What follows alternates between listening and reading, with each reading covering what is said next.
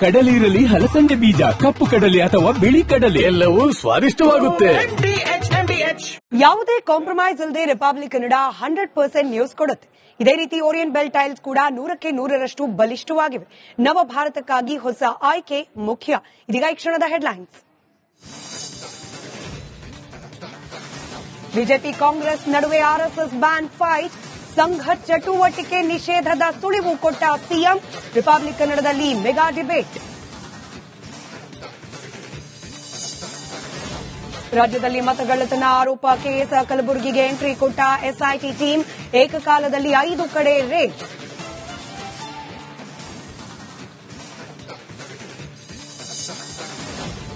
ಹಿಂದೂ ಧರ್ಮ ಸಮಾನತೆ ಪಾಠ ಕಲಿಯಲಿಲ್ಲ, ಬುದ್ಧನೆಡೆಗೆ ನಮ್ಮೆಲ್ಲರ ಪ್ರಯಾಣ.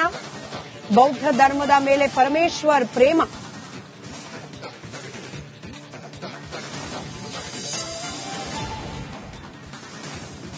ಆರು ತಿಂಗಳ ಬಳಿಕ ಬಯಲಾಯಿತು ಕೊಲೆ ಸೀಕ್ರೆಟ್. ಪತ್ನಿ ಅನಾರೋಗ್ಯಕ್ಕೆ ಬೇಸತ್ತು ಪತಿಯಿಂದಲೇ ಮರ್ಡರ್. ಬೆಂಗಳೂರಿನ ಕಿಲ್ಲರ್ ಡಾಕ್ಟರ್ ಅಂದರ್.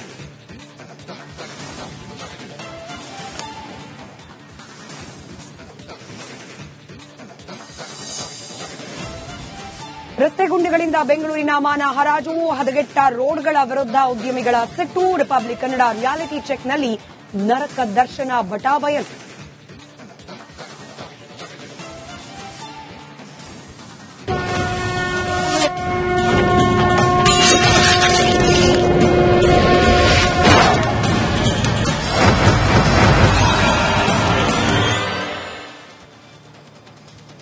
ನಮಸ್ಕಾರ, ಮಹಾಭಾರತ ಚರ್ಚಾ ಕಾರ್ಯಕ್ರಮಕ್ಕೆ ಸ್ವಾಗತ. ನಾನು ಸ್ಮಿತಾ ರಂಗನಾಥ್. ಸಚಿವ ಪ್ರಿಯಾಂಕ್ ಖರ್ಗೆ ಅವರು ಬರೆದ ಪತ್ರವೊಂದರಿಂದ ಪ್ರಾರಂಭವಾಗಿ ಇದೀಗ I love RSS versus I support Priyank Kharge protest ವರೆಗೂ ಬಂದು ನಿಂತಿದೆ ಪ್ರಹಸನ.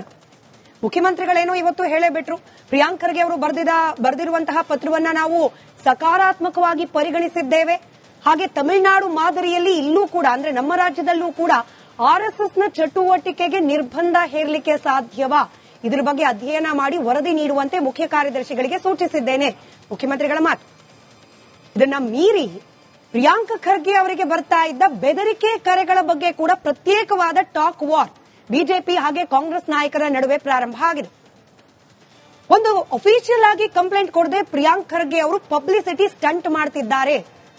ಸಚಿವ ಸಂಪುಟ ಪುನಾರಚನೆ ಸಂದರ್ಭದಲ್ಲಿ ಸಚಿವ ಸ್ಥಾನ ಕೈತಪ್ಪುವ ಭೀತಿಗೆ ಒಳಗಾಗಿರುವ ಪ್ರಿಯಾಂಕ್ ಖರ್ಗೆ ಅವರು ತಮ್ಮ ರಾಷ್ಟ್ರೀಯ ಮಟ್ಟದ ನಾಯಕ ರಾಹುಲ್ ಗಾಂಧಿ ಅವರ ಗಮನವನ್ನ ಸೆಳೆಯಲಿಕ್ಕೆ ಇದೀಗ ಆರ್ಎಸ್ಎಸ್ ಅನ್ನೋ ವಿಚಾರವನ್ನ ಮುನ್ನೆಲೆಗೆ ತರೋ ಪ್ರಯತ್ನ ಮಾಡ್ತಿದ್ದಾರೆ. ಇಲ್ಲಿವರೆಗೂ ಬಂದು ನಿಂತಿದೆ ಚರ್ಚೆ. ನಿಜಕ್ಕೂ ತಮಿಳುನಾಡು ಮಾದರಿಯಲ್ಲಿ ನಮ್ಮ ರಾಜ್ಯದಲ್ಲಿ ಆರ್ಎಸ್ಎಸ್ನ ಚಟುವಟಿಕೆಗಳಿಗೆ ನಿರ್ಬಂಧ ಹೇರಲಿಕ್ಕೆ ಸಾಧ್ಯವಾ? ಅಸಲಿಗೆ ತಮಿಳುನಾಡಿನಲ್ಲಿ ಅನುಸರಿಸಿರುವ ಕ್ರಮ ಎಂಥದ್ದು, ಅದಕ್ಕೆ ಕೋರ್ಟ್ಗಳು ಮಾಡಿರುವ ಅಬ್ಸರ್ವೇಷನ್ ಎಂಥದ್ದು? ಜೊತೆಗೆ ಈಗ ಅಂದ್ರೆ ಆರ್ಎಸ್ಎಸ್ 100 ವರ್ಷಗಳನ್ನ ಪೂರೈಸಿರುವ ಸಂಭ್ರಮಾಚರಣೆ ಸಂದರ್ಭದಲ್ಲೇನೆ ಪ್ರಿಯಾಂಕ್ ಖರ್ಗೆ ಅವರು ಆರ್ಎಸ್ಎಸ್ನ ಚಟುವಟಿಕೆಗಳ ನಿರ್ಬಂಧದ ಬಗ್ಗೆ ಮಾತನಾಡ್ತಿರೋದು ಯಾಕೆ? ಇದಕ್ಕೆ ನಿಜವಾಗ್ಲೂ ಕೂಡ ಅವರ ಕುರ್ಚಿ ವಿಚಾರ ಕೂಡ ಲಿಂಕ್ ಇದೆಯಾ? ಎಲ್ಲದರ ಬಗ್ಗೆ ಚರ್ಚೆಯನ್ನ ಮಾಡ್ತಾ ಹೋಗೋಣ. ಚರ್ಚೆಯಲ್ಲಿ ಇವತ್ತು ಅನೇಕ ಮಂದಿ ಗಣ್ಯರು ನಮ್ಮ ಜೊತೆಯಲ್ಲಿದ್ದಾರೆ. ಮೊದಲನೇದಾಗಿ ಅಮೃತೇಶ್, ಹಿರಿಯ ವಕೀಲರಿದ್ದಾರೆ. ಹಾಗೆ ಕಾಂಗ್ರೆಸ್ನ ವಕ್ತಾರರು ಹಾಗೆ ಬೋರ್ಡ್ ಚೇರ್ಮನ್ ಕೂಡ ಆಗಿರುವಂತಹ ನಿಕೇತ್ ರಾಜ್ ಮೌರ್ಯ ಅವರಿದ್ದಾರೆ. ಹಿರಿಯ ವಕೀಲರು ವಿಕ್ರಮ್ ಫಡ್ಕೆ ಅವರಿದ್ದಾರೆ. ಹಾಗೆ ಜೆಡಿಎಸ್ನ ವಕ್ತಾರರು ಉಮೇಶ್ ಅವರಿದ್ದಾರೆ. ಇದರ ಜೊತೆಯಲ್ಲಿ ಪ್ರಗತಿಪರ ಚಿಂತಕರಾದ ಅನಂತ್ ನಾಯಕ್ ಅವರಿದ್ದಾರೆ. ನಮಸ್ಕಾರ, ಎಲ್ಲರಿಗೂ ಕಾರ್ಯಕ್ರಮಕ್ಕೆ ಸ್ವಾಗತ. ನಿಕೇತ್ ಅವರೇ, ಮೊದಲನೇದಾಗಿ ತಮಿಳುನಾಡು ಮಾದರಿಯಲ್ಲಿ ಕರ್ನಾಟಕದಲ್ಲೂ ಕೂಡ ಆರ್ಎಸ್ಎಸ್ನ ಚಟುವಟಿಕೆಗಳಿಗೆ ನಿರ್ಬಂಧ ಹೇರುವ ಸಾಧ್ಯತೆಗಳಿದೆಯಾ?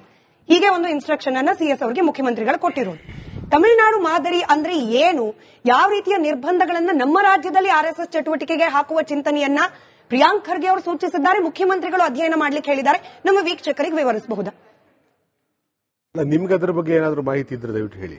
ತಮಿಳುನಾಡಿನಲ್ಲಿ ಏನಾಗಿದೆ ನಾನು ಹೇಳ್ತೀನಿ, ಬಟ್ ನಮ್ಮ ಸರ್ಕಾರ ಏನ್ ಮಾಡ್ಲಿಕ್ಕೆ ಹೊರಟಿದೆ ಅನ್ನೋದು ನನಗೆ ಕುತೂಹಲ. ನೀವು ಕಾಂಗ್ರೆಸ್ ಪಕ್ಷದ ವಕ್ತಾರರಾಗಿರೋದ್ರಿಂದ ಸರ್ಕಾರ ಏನ್ ಮಾಡುತ್ತೆ ಅಂತ ಹೇಳಿ ವಕ್ತಾರರನ್ನು ಕರೆದು ಹೇಳ್ತಾರ ಅವರು. ಅಲ್ಲ, ಪ್ರಿಯಾಂಕ್ ಖರ್ಗೆ ಅವರ ಆಶಯ ಏನು ಅಂತ ಹೇಳಿ ಅವ್ರ ಪತ್ರ ನೀವು ಓದಿರ್ತೀರಿ, ಮುಖ್ಯಮಂತ್ರಿಗಳ ಸ್ಟೇಟ್ಮೆಂಟ್ ಅನ್ನ ನೀವು ಕೂಡ ಗಮನಿಸಿರ್ತೀರಿ. ಮುಖ್ಯಮಂತ್ರಿಗಳಾಗ್ಲಿ ಅಥವಾ ಪ್ರಿಯಾಂಕ್ ಖರ್ಗೆ ಅವರಾಗ್ಲಿ ನಮ್ಮ ಸರ್ಕಾರದ ಆಶಯ ಏನಿದೆ ಅಂತ ಕರೆದು ವಕ್ತಾರರಿಗೆ ಹೇಳ್ತಾರ? ಸರ್ಕಾರ ಡಿಬೇಟ್ ಬರೋಕ್ ಮುಂಚೆ ನಿಮ್ಗೆ ಮಾಹಿತಿ ಇರಬೇಕು ಅನ್ನೋದು ಗೊತ್ತಿಲ್ಲ ಅಂದ್ರೆ ಹಂಗಲ್ಲ ಗೊತ್ತಿಲ್ಲ ಅಲ್ಲ. ನಾನೊಂದೇನು ಅಂತಂದ್ರೆ ಆದೇಶ ಬಂದಾಗ ಗೊತ್ತಾಗುತ್ತೆ. ಸರಿ, ಸರ್ಕಾರ ಯಾವ ರೀತಿ ಕೆಲಸ ಮಾಡಬೇಕು ಆ ತರ ಕೆಲಸ ಮಾಡುತ್ತೆ. ಯಾಕೆಂತಂದ್ರೆ ನಮ್ಮ ಸರ್ಕಾರ ಇನ್ಯಾರ್ದೋ ಕೈಯೊಳಗಡೆ ಇರೋ ಪಪ್ಪೆಟ್ ಅಲ್ಲ, ಇನ್ಯಾವುದೋ ಸಂಘಟನೆಯ ಪಪ್ಪೆಟ್ ಅಲ್ಲ. ಸರ್ಕಾರ ಸರ್ಕಾರವಾಗಿ ಕಾರ್ಯನಿರ್ವಹಿಸುತ್ತದೆ. ಹಿಂಗಾಗಿ ಸರ್ಕಾರ ಏನ್ ತೀರ್ಮಾನ ತಗೊಳುತ್ತೆ, ಸರ್ಕಾರದ ಮನಸ್ಸೊಳಗಡೆ ಏನಿದೆ ಅಂತ ಹೇಳಿ ನಾನು ಹೇಳೋದಕ್ಕಾಗಲ್ಲ. ಆದ್ರೆ ಒಂದ್ ಸತ್ಯ ಏನು ಅಂತಂದ್ರೆ, ಇಡೀ ಒಂದು ಚಿತ್ರಣವನ್ನ ಇವತ್ತು ತಪ್ಪಾಗಿ ಚಿತ್ರಿಸಲಾಗಿದೆ. ಮಾಧ್ಯಮಗಳು ಇದರೊಳಗಡೆ ಪಾತ್ರವನ್ನು ವಹಿಸಿದಾವೆ ಮತ್ತು RSS ಬಿಜೆಪಿಯವರು ಕೂಡ ಇದಕ್ಕೆ ತುಂಬಾ ಕೆಲಸ ಮಾಡಿದ್ದಾರೆ.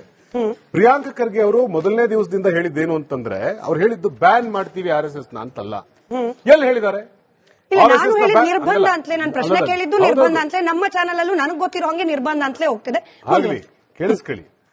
ನಾನ್ ನೋಡ್ತಾ ಇರೋದೇನು ಅಂತಂದ್ರೆ, ಬಿಜೆಪಿ ಅವರೆಲ್ಲರೂ ಕೂಡ ಏನ್ ಸವಾಲುಗಳ ಮೇಲೆ ಸವಾಲ್ ಹಾಕೋದು. ಮೊಟ್ಟು ನೋಡಿ RSS ನ ಬ್ಯಾನ್ ಮಾಡಿ ನೋಡಿ, RSS ನ ತಾಕತ್ತಿದ್ರೆ ಬ್ಯಾನ್ ಮಾಡಿ, ಗಂಡಸ್ತನ ಇದ್ರೆ ಬ್ಯಾನ್ ಮಾಡಿ. ಏನ್ ಮಾತಾಡ್ತಾ ಇದಾರೆ ಇವರು? ಆ ಭಾಷೆನ ಎಲ್ಲಿ ಬಳಸಿದ್ದಾರೆ? ಯಾಕೆ ಅಷ್ಟು ಪ್ರಜ್ಞೆ ಇಲ್ಲದೆ ಒಬ್ರು ಮಾತನಾಡ್ಲಿಕ್ಕೆ ಸಾಧ್ಯ ಇದೆಯಾ? ಪ್ರಿಯಾಂಕ್ ಖರ್ಗೆ ಅವರು ಬಹಳ ಸ್ಪಷ್ಟವಾಗಿ ಹೇಳಿದ್ರು. ಅವ್ರು ಏನ್ ಹೇಳಿದ್ದು, ಸರ್ಕಾರಿ ಶಾಲೆ ಇದೆ, ದೇವಸ್ಥಾನ ಮುಜರಾಯಿ ಕಂಟ್ರೋಲ್ ನಲ್ಲಿ ಇರತಕ್ಕಂಥ ದೇವಸ್ಥಾನಗಳಿದಾವೆ, ಸರ್ಕಾರದ ಶಾಲೆಗಳಿದಾವೆ, ಕಾಲೇಜು ಇದಾವೆ, ನಮ್ಮ ಪ್ರಾಪರ್ಟಿಗಳಲ್ಲಿ ಇವರು ಬಂದು ಲಾಠಿ ತಿರುಗಿಸ್ಕೊಂಡು ಇದನ್ನೆಲ್ಲ ಮಾಡುವಂತ ಏನು ಚಟುವಟಿಕೆಗಳನ್ನು ಮಾಡ್ತಾ ಇದ್ದಾರೆ. ಇದಕ್ಕೆ ನಿರ್ಬಂಧ ಏರಿ. So there is a difference between restriction and ban. ನಾವು ಮಾತನಾಡ್ತಿರೋದು ರಿಸ್ಟ್ರಿಕ್ಷನ್ ಬಗ್ಗೆ, ಆದ್ರೆ ಇವರು ಅದನ್ನು ಪ್ರೊಜೆಕ್ಟ್ ಮಾಡ್ತಾ ಇರೋದು ಬ್ಯಾನ್ ಮಾಡಿ ನೋಡೋಣ ತಾಕತ್ತಿದ್ರೆ ಅನ್ನೋ ತರ ಇವರು ಪ್ರೊಜೆಕ್ಟ್ ಮಾಡ್ತಾ ಇದ್ದಾರೆ. ಇವರು ಕಾಲದಿಂದಲೂ ಇದನ್ನೇ ಮಾಡ್ಕೊಂಡು ಬಂದವರು. ಕಾಲದಿಂದಲೂ ಆ ವಿಷಯನ ಸಬ್ಜೆಕ್ಟ್ ಅನ್ನು ಸಂಪೂರ್ಣವಾಗಿ ಡಿವಿಯೇಟ್ ಮಾಡಿ ಜನರನ್ನ ದಿಕ್ ತಪ್ಪಿಸಿ ಬೇರೆ ಒಂದೇನೋ ಸೀನ್ ಕ್ರಿಯೇಟ್ ಮಾಡುವಂತದ್ದು ಇವ್ರಿಗೆ ರೂಢಿಯಾಗಿದೆ. ಸೊ ಪ್ರಿಯಾಂಕ್ ಖರ್ಗೆ ಅವ್ರು ಹೇಳಿರೋದು ರಿಸ್ಟ್ರಿಕ್ಟ್ ಅಂದ್ರೆ ನಿರ್ಬಂಧ. ಹೌದು, ನಿರ್ಬಂಧ, ನಿಷೇಧ ಅಲ್ಲ. ಸರಿ, ನಿಷೇಧ ಅಲ್ಲ. ಮತ್ತು ತಮಿಳುನಾಡಿನಲ್ಲಿ ಏನ್ ಮಾಡಿದೆ, ತಮಿಳುನಾಡಲ್ಲಿ ಅವರು ನಮ್ಗೆ ಗೊತ್ತಿರುವಂತೆ, ನಮಗೆ ಇದೇನು ಅವರು ಬಳಸ್ತಿರುವಂತ ಯೂನಿಫಾರ್ಮ್, ಲಾಠಿ ಹಿಡ್ಕೊಂಡು ಬೂಟ್ ಹಾಕೊಂಡು, ಇವ್ರಿಗೆ ಹಾಕಿ ಪ್ಯಾಂಟ್ ಹಾಕೊಂಡು ಇವ್ರು ಬರೋದು ಇನ್ಯಾವುದೋ ಒಂದು ಪೊಲೀಸರನ್ನ ಹೋಲಿಸುತ್ತೆ ಅನ್ನೋ ಕಾರಣಕ್ಕೋಸ್ಕರವಾಗಿ ಯೂನಿಫಾರ್ಮ್ ಅನ್ನು ನಾವು ಪಬ್ಲಿಕ್ ಅಲ್ಲಿ ಹಾಕೊಂಡು ಇವ್ರು ಪಥಸಂಚಲನ ಮಾಡೋದು, ಇದೆಲ್ಲದಕ್ಕೂ ಕೂಡ ತಮಿಳುನಾಡು ಸರ್ಕಾರ ಅವತ್ತು ನಿಷೇಧ ಇರುತ್ತು. ಮಡ್ರಾಸ್ ಕೋರ್ಟ್ ಹೋದಂತ ಸಂದರ್ಭದಲ್ಲಿ ಅದು ಇವ್ರ ಪರವಾಗಿ ಆದ ನಂತರ ಮತ್ತೆ ಸುಪ್ರೀಂ ಕೋರ್ಟ್ ಅಲ್ಲಿ ಇದನ್ನ ಮತ್ತೆ ಅಲ್ಲಿ ತಡೆ ಬಂತು. ಈ ರೀತಿಯಾಗಿ ತಮಿಳುನಾಡು ಅವರು ಸಕ್ಸಸ್ಫುಲ್ ಆಗಿ ಅವರು ನನ್ನ ಹೋಮ್ವರ್ಕ್ ನ ಆಧಾರದ ಮೇಲೆ ತಪ್ಪಿದ್ರೆ ಇಲ್ಲಿರೋರು ಯಾರು ಬೇಕಾದ್ರೂ ತಿದ್ದಬಹುದು. ತಮಿಳುನಾಡಿನಲ್ಲಿ ಪಥಸಂಚಲನಕ್ಕೆ ನಿರ್ಬಂಧವನ್ನ ಹೇರಿತ್ತು ಅಲ್ಲಿನ ಸರ್ಕಾರ. ಅದನ್ನ ಪ್ರಶ್ನೆ ಮಾಡಿ RSS ಸಂಘಟನೆ ಕೋರ್ಟ್ ಹೋದಾಗ ಹೈಕೋರ್ಟ್ ನ ಡಿವಿಷನಲ್ ಬೆಂಚ್ ಒಂದು ಬಹಳ ಅದ್ಭುತವಾದ ಅಬ್ಸರ್ವೇಷನ್ ಕೊಟ್ಟಿದೆ. ರಾಜ್ಯ ಸರ್ಕಾರದ ಹೊಣೆ ಇರೋದು ರಕ್ಷಣೆ ಮಾಡೋದು, ನಿರ್ಬಂಧ ಹೇರೋದಲ್ಲ ಅಂತ ಹೇಳಿ RSS ಪರವಾಗಿ ತೀರ್ಪನ್ನ ಕೊಡುತ್ತೆ. ಅದನ್ನ ನೀವೇ ಹೇಳಿದಾಗ್ಲೇ ಸುಪ್ರೀಂ ಕೋರ್ಟ್ ನಲ್ಲೂ ಕೂಡ ಪ್ರಶ್ನೆ ಮಾಡಿದಾಗ ಅಲ್ಲೂ ಕೂಡ RSS ನ ಪರವಾಗಿ ತೀರ್ಪು ಬಂದಿದೆ ಅನ್ನೋ ನನ್ನ ಹೋಮ್ವರ್ಕ್. ತಪ್ಪಿದ್ರೆ ಕರೆಕ್ಟ್ ಮಾಡಿ ಸರ್. ನಾನು ಅದಕ್ಕೆ ಕೇಳಿದ್ದು, ಪ್ರಿಯಾಂಕ್ ಖರ್ಗೆ ಅವರು ನಿರ್ಬಂಧದ ವಿಚಾರ ಪ್ರಸ್ತಾಪ ಮಾಡಿದ್ರು, ಅದಕ್ಕೆ ಹೈಕೋರ್ಟ್ ನ ಡಿವಿಷನಲ್ ಬೆಂಚ್ ಹೇಳಿದೆ ನಿರ್ಬಂಧ ಹೇರೋದು ರಾಜ್ಯ ಸರ್ಕಾರದ ಕರ್ತವ್ಯ ಅಲ್ಲ, ಕರ್ತವ್ಯ ಇರೋದು ರಕ್ಷಣೆ ಮಾಡೋದು. ನೋಡಿ, ಹಾಗಾದ್ರೆ ನೀವ್ ಏನ್ ಮಾಡಿದ್ರು ಸರ್ಕಾರ ಪ್ರಶ್ನೆ ಮಾಡದೇ ಇರೋದು ಸಾಧ್ಯ ಇದಲ್ಲ ಸರ್, ಹೈಕೋರ್ಟ್ ಅಬ್ಸರ್ವೇಷನ್. ಸರಿ, ನಾನು ಹೇಳ್ತಾ ಇರೋದು ಏನಂತಂದ್ರೆ, ನಾವು ಹೇಳ್ತಾ ಇರೋದು ರೆಸ್ಟ್ರಿಕ್ಷನ್ ಬಗ್ಗೆ. ಯಾವ ರೆಸ್ಟ್ರಿಕ್ಷನ್ಸ್? ಸರ್ಕಾರ ಈಗ ನಾಳೆ ದಿವಸ ಶಾಲೆ ಆವರಣ ಇನ್ಯಾವುದೋ SDP ಏನೋ ಬಂದ್ಬಿಟ್ಟು ಅಲ್ಲಿ ನಾನು ಒಂದು ಟ್ರೈನಿಂಗ್ ಮಾಡ್ತೀನಿ ಅಂತ ಬರ್ತಾನೆ, ನಾವು ಬಿಡ್ತೀವಾ? SDP ಏನೋ ಬಿಡ್ಬೇಕಾ? ನಾಳೆ ಇನ್ಯಾವುದೋ ಒಂದು ಕಮ್ಯುನಿಸ್ಟ್ ಸಂಘಟನೆ ಬರುತ್ತೆ, ಇಲ್ಲ ಕಾಂಗ್ರೆಸ್ ಪಾರ್ಟಿಯವರು ಬರ್ತಾರೆ, ಯಾರೋ ಬಂದು ನಾವು ಕೂಡ ಇದನ್ನೇ ಮಾಡ್ತಾ ಇದೀವಿ, ನಾವು ಕೂಡ ಸಮಾಜ ಸೇವೆ ಮಾಡ್ತಾ ಇದೀವಿ, ನಾವು ಮತ್ತೊಂದು ಮಾಡ್ತಾ ಇದೀವಿ, ನಮ್ಮನ್ನು ಬಿಡಿ ಅಂದ್ರೆ ಬಿಡ್ತೀವಾ? ಯಾರಿಗೂ ಇಲ್ಲದೆ ಇರುವಂತ ಪ್ರಾವಿಷನ್ ಅನ್ನ ಇವ್ರಿಗೆ ಯಾಕೆ ಕೊಡ್ತೀರಿ? ಇವ್ರಿಗೆ ಬಿಡುವಂತ ಅವಶ್ಯಕತೆ ಇಲ್ಲ. ಸರ್ಕಾರದ ಸ್ವತ್ತಿನಲ್ಲಿರುವಂತಹ ಶಾಲೆಗಳು, ಸರ್ಕಾರದ ವಶದಲ್ಲಿರತಕ್ಕಂತ ಕಾಲೇಜುಗಳು ಮತ್ತು ಸರ್ಕಾರದ ವಶದಲ್ಲಿರುವ, ಯಾಕೆ ಬಿಟ್ಟಾಗ ಏನಾಗುತ್ತೆ? ಅಲ್ಲಿ ಹೋಗ್ನಾ ಏನ್ ಇಡೀ ಜಗತ್ತು ಯಾವ ದಿಕ್ಕಿನಲ್ಲಿ ನಡೀತಿದೆ?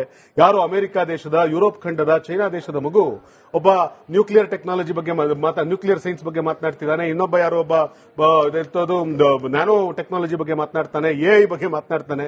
ಭಾರತ ದೇಶದ ಕಾಲೇಜ್ ಹುಡುಗರ ತಲೆಯಲ್ಲಿ ಇವ್ರು ತುಂಬಿದ್ದೇನು ಅಂತಂದ್ರೆ ಹಿಜಾಬು, ಕೇಸರಿ ಶಾಲು, ಆಜಾನು ಇವುಗಳನ್ನು ತುಂಬಿಕೊಂಡು ಕೂತ್ಕೊಂಡಿದ್ರೆ ಈ ದೇಶದ ಯುವಕರು ಮಕ್ಕಳು ಯಾವ ಕಡೆ ಯೋಚನೆ ಮಾಡೋಕೆ ಶುರು ಮಾಡ್ತಾರೆ? ನನಗೆ ಗೊತ್ತಿಲ್ಲ, ಅದಕ್ಕೆ ಫಟ್ಕೆ ಸರ್ ಉತ್ತರ ಕೊಡಬಹುದು. ಅದೇ RSS ನ ಒಬ್ಬ ಕಾರ್ಯಕರ್ತರಾಗಿದ್ದ ಮೋದಿ ಅವರು ಇವತ್ತು ಅದೇ ಚೀನಾದ ಅಧ್ಯಕ್ಷರ ಜೊತೆಯಲ್ಲಿ ಹಸ್ತಲಾಘವ ಮಾಡುವ ಮಟ್ಟಿಗೆ ಬೆಳೆದಿದ್ದಾರೆ ಅಂದ್ರೆ ಅದಕ್ಕೆ RSS ಪ್ರೇರಣೆ ಅಂತ ನಾನಲ್ಲ, ಮೋದಿ ಅವರು ಹೇಳಿದ್ದು. ಎನಿವೆ,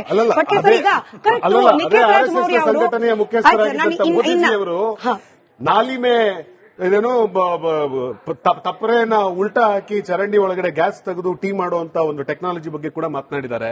ಅದೇ ನರೇಂದ್ರ ಮೋದಿ ಅವರು ರಡಾರ್ ಬ್ಲಾಕ್ ಮಾಡೋದಕ್ಕೋಸ್ಕರ ಪ್ರಶ್ನೆ ಕೇಳ್ತಿದ್ದೀನಿ ವಿಕ್ರಮ್ ಸರ್. ಎಸ್ಟಿಪಿಐಯೋ ಅಥವಾ ಬ್ಯಾನ್ ಆಗಿರುವ ಪಿಎಫ್ಐ ಬ್ಯಾನ್ ಆಗ್ಲಿಕ್ಕೆ ಮುಂಚೆಯೋ ಅಥವಾ ಕಾಂಗ್ರೆಸ್ನದ್ದೇ ಯಾವುದೋ ಒಂದು ಅಂಗ ಸಂಸ್ಥೆಯೋ ಬಂದುಬಿಟ್ಟು ನಾವು ಕೂಡ ಶಸ್ತ್ರ ಇಟ್ಕೊಂಡು ಅಥವಾ ದೊಣ್ಣೆಯನ್ನ ಇಟ್ಕೊಂಡು ಪ್ರಾಕ್ಟೀಸ್ ಮಾಡ್ತೀವಿ, ಘೋಷಣೆಗಳನ್ನ ಕೂಗ್ತೀವಿ ಅಂತ ಹೇಳಿದ್ರೆ ಅವರಿಗೆ ಕೊಡದೇ ಇರುವ ಅನುಮತಿಯನ್ನ ವಿಶೇಷವಾಗಿ ಆರ್ಎಸ್ಎಸ್ಗೆ ಯಾಕೆ ಕೊಡಬೇಕು? ಈ ಎಸ್ಟಿಪಿಐ, ಪಿಎಫ್ಐ ಇತರೆ ಸಂಘಟನೆಗಳಿಗೂ ಆರ್ಎಸ್ಎಸ್ಗೆ ಇರುವ ವ್ಯತ್ಯಾಸ ಏನು ಅಂತ ಹೇಳಿ. ನೋಡಿ, ನಮಸ್ಕಾರ. ಮೊದಲನೇದು ಈ ಕಂಪ್ಯಾರಿಸನ್ನೇ ತುಂಬಾ ಬಾಲಿಶ ಅಂತ ನನ್ಗನ್ಸುತ್ತೆ. ಅದನ್ನೊಂದ್ ಕಡೆಗೆ ಇಟ್ಕೊಳ್ಳೋಣ. ಸಂಘ ಇವತ್ತು 100 ವರ್ಷ ತುಂಬುತ್ತಾ ಇದೆ ಈ ವರ್ಷ. ಸಂಘದ ಚಟುವಟಿಕೆ ಏನ್ ನಡೆದಿದೆ ಇಡೀ ದೇಶದಲ್ಲಿ ಅನ್ನೋದು ಎಲ್ಲರಿಗೂ ಗೊತ್ತಿದೆ. ಆದ್ರಿಂದ ಯಾರೋ ಏನೋ ಹೇಳ್ತಾರೆ ಅನ್ನೋದ್ರ ಇದಕ್ಕೆ ಬಹಳ ಸಂಘಕ್ಕೇನೋ ದೊಡ್ಡ ವ್ಯತ್ಯಾಸ ಆಗಲ್ಲ. ಆಗ್ಲಿ, ಹೇಳೋರು ಹೇಳಿ, ಎಲ್ಲರಿಗೂ ನಮ್ಮ ಸಂವಿಧಾನದಲ್ಲಿ ಅಧಿಕಾರ ಇದೆ, ಅವರ ಅನಿಸಿಕೆಯನ್ನು ವ್ಯಕ್ತಪಡಿಸ್ಲಿ. ಮತ್ ಇನ್ನೊಂದು, ಈಗ ದೇಶದಲ್ಲಿ ಕಾನೂನು ಅಂತ ಇದೆ, ಪಬ್ಲಿಕ್ ಪ್ರಿಮೈಸಸ್ ಆಕ್ಟ್ ಇದೆ, ಆರ್ಮ್ಸ್ ಆಕ್ಟ್ ಇದೆ. ಯಾವ್ದ್ರೊಳಗಾದ್ರೂ ದಂಡಾನ ಅಂದ್ರೆ ಕೋಲನ್ನ ಆರ್ಮ್ ಅಂತ ಅಂದ್ರೆ ಆರ್ಮ್ಸ್, ಅಮ್ಯುನಿಷನ್ ಅಂತ ಪರಿಗಣಿಸಿದಾರ? ಕಾನೂನು ರೀತಿನೂ ನಾವು ನೋಡ್ಬೇಕಲ್ವಾ? ಆದ್ರಿಂದ ಅದನ್ನೆಲ್ಲ ಗಮನ ಇಟ್ಕೊಳ್ಬೇಕು. ಆದ್ರಿಂದ ಅದನ್ನೆಲ್ಲ ನೋಡಿ ಅದೆಲ್ಲ ಇದನ್ನ ಗನ್ ತಗೊಂಡ್ಬರ್ತಾರೆ, ಅದ್ ತಗೊಂಡ್ಬರ್ತಾರೆ. ಯಾವ್ದಕ್ ರೆಸ್ಟ್ರಿಕ್ಷನ್ ಇರುತ್ತೋ ಅದಕ್ಕೆ ರೆಸ್ಟ್ರಿಕ್ಷನ್ ಇರುತ್ತೆ, ಯಾವ್ದಕ್ ರೆಸ್ಟ್ರಿಕ್ಷನ್ ಇರಲ್ವೋ ಅದಕ್ಕೆ ಇರೋದಿಲ್ಲ. ಇಷ್ಟು ವರ್ಷ ನಡೆದಿದೆ. ಆ ಥರದ್ದೇನಾದ್ರು ಇದ್ದಿದ್ರೆ ಇಷ್ಟೊತ್ತಿಗಾಗ್ಲೇ 106 ಕೇಸ್ ಬಿದ್ದಿರೋದು. ಇದೇ ಹೇಳುತ್ತೆ ಆ ಥರ ರೆಸ್ಟ್ರಿಕ್ಷನ್ಸ್ ಮಾಡಕ್ ಬರೋದಿಲ್ಲ ಅಂತ. ಮತ್ತೆ ಇನ್ನೂ ಒಂದು ವಿಚಾರ ಇದೆ, ಏನಂದ್ರೆ ಈ ಪಬ್ಲಿಕ್ ಪ್ಲೇಸಸ್ ಅಂತ ಏನಿದಾವಲ್ಲ ಅದು ಎಲ್ಲರಿಗೂ ಸಾರ್ವಜನಿಕರಿಗೂ ಸೇರೋಂಥದ್ದು. ಮತ್ತೆ ನಮ್ಮ ಸಂವಿಧಾನದಲ್ಲಿ ಹಕ್ಕಿದೆ, ರೈಟ್ ಆಫ್ ಅಸೋಸಿಯೇಷನ್ ಕೂಡ ಇದೆ.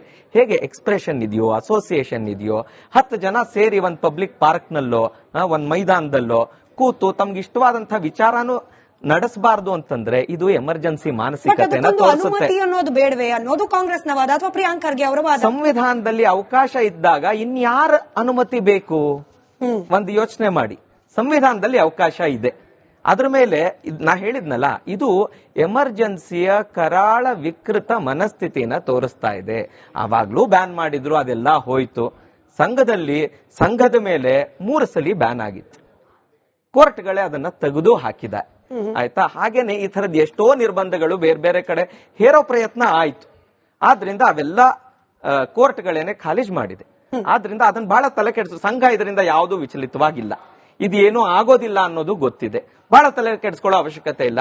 ಆದ್ರೆ 100ನೇ ವರ್ಷದಲ್ಲಿ ಇದೇನ್ ನಡೀತಾ ಇದೆಯಲ್ಲ, ಒಂದು ಅವಕಾಶ ಸಂಘ ಏನ್ ಮಾಡ್ತಾ ಇದೆ ಸಮಾಜದಲ್ಲಿ ಅಂತ ತಿಳಿಸ್ಕೊಡೋದಕ್ಕೆ ಪ್ರಿಯಾಂಕ ಖರ್ಗೆ ಅವರು ಒಂದು ಅವಕಾಶ ಮಾಡಿಕೊಟ್ಟಿದ್ದಾರೆ. ಹಾಗೆ ಅಂತ ಇಟ್ಕೊಳ್ಳೋಣ, ಚರ್ಚೆ ಮಾಡೋಣ. ಸರಿ, ಅಮೃತ ಸರ್, ತಾವು ವಕೀಲರು ಆಗಿರೋದ್ರಿಂದ ಆರ್ಎಸ್ಎಸ್ ನಂತ ಒಂದು ಸಂಘಟನೆ ಅಥವಾ ಸಂಘವನ್ನ ಬ್ಯಾನ್ ಮಾಡಬೇಕು ಅಂತಂದ್ರೆ ಕಾನೂನಾತ್ಮಕವಾಗಿ ಇರುವ ಅವಕಾಶಗಳು ಅಥವಾ ಸಾಧ್ಯತೆಗಳು ಏನು? ಹಾಗೆ ಪ್ರಿಯಾಂಕ್ ಖರ್ಗೆ ಅವ್ರು ಏನ್ ಹೇಳಿದ್ದಾರೆ, ದಂಡವನ್ನ ಕೈಯಲ್ಲಿ ಇಟ್ಕೊಂಡು ಮಾರ್ಚ್ ಮಾಡ್ತಾರೆ, ಪಥಸಂಚಲನ ಮಾಡ್ತಾರೆ, ಘೋಷಣೆಗಳನ್ನ ಕೂಗ್ತಾರೆ. ಇದು ಇಲ್ಲೀಗಲ್ಲ ಅಥವಾ ಲೀಗಲಿ ಪನಿಷಬಲ್ ಅಂತ? ಇದು ಯಾವ ರೀತಿಯಲ್ಲೂ ಸಹ ಇಲ್ಲೀಗಲ್ ಆಗ್ಲಿಕ್ಕೆ ಸಾಧ್ಯನೇ ಇಲ್ಲ. ಅವರು ಪಡ್ಕೆ ಅವರು ಹೇಳಿದ್ರು, ಆರ್ಮ್ಸ್ ಆಕ್ಟ್ ಅಲ್ಲಿ ದಂಡ ಇಟ್ ಇಸ್ ನಾಟ್ ಒಂದು ಇದಲ್ಲ. ಒಂದು ತಲ್ವಾರ್ ಬರ್ತದೆ, ರಾಡು ಮಚ್ಚು ಇವು ಹೊಸದಾಗ ಬಂದಿರೋಂಥ ಇವೆಲ್ಲ ಬಂದಿರಬಹುದು. ಆಮೇಲೆ ಒಂದು ರೀತಿಲಿ ಅವರು ಪಡ್ಕೆ ಅವರು ಯಾಕೋ ಫಸ್ಟ್ ಖರ್ಗೆ ಅವ್ರಿಗೆ ಥ್ಯಾಂಕ್ಸ್ ಹೇಳಲಿಲ್ಲ.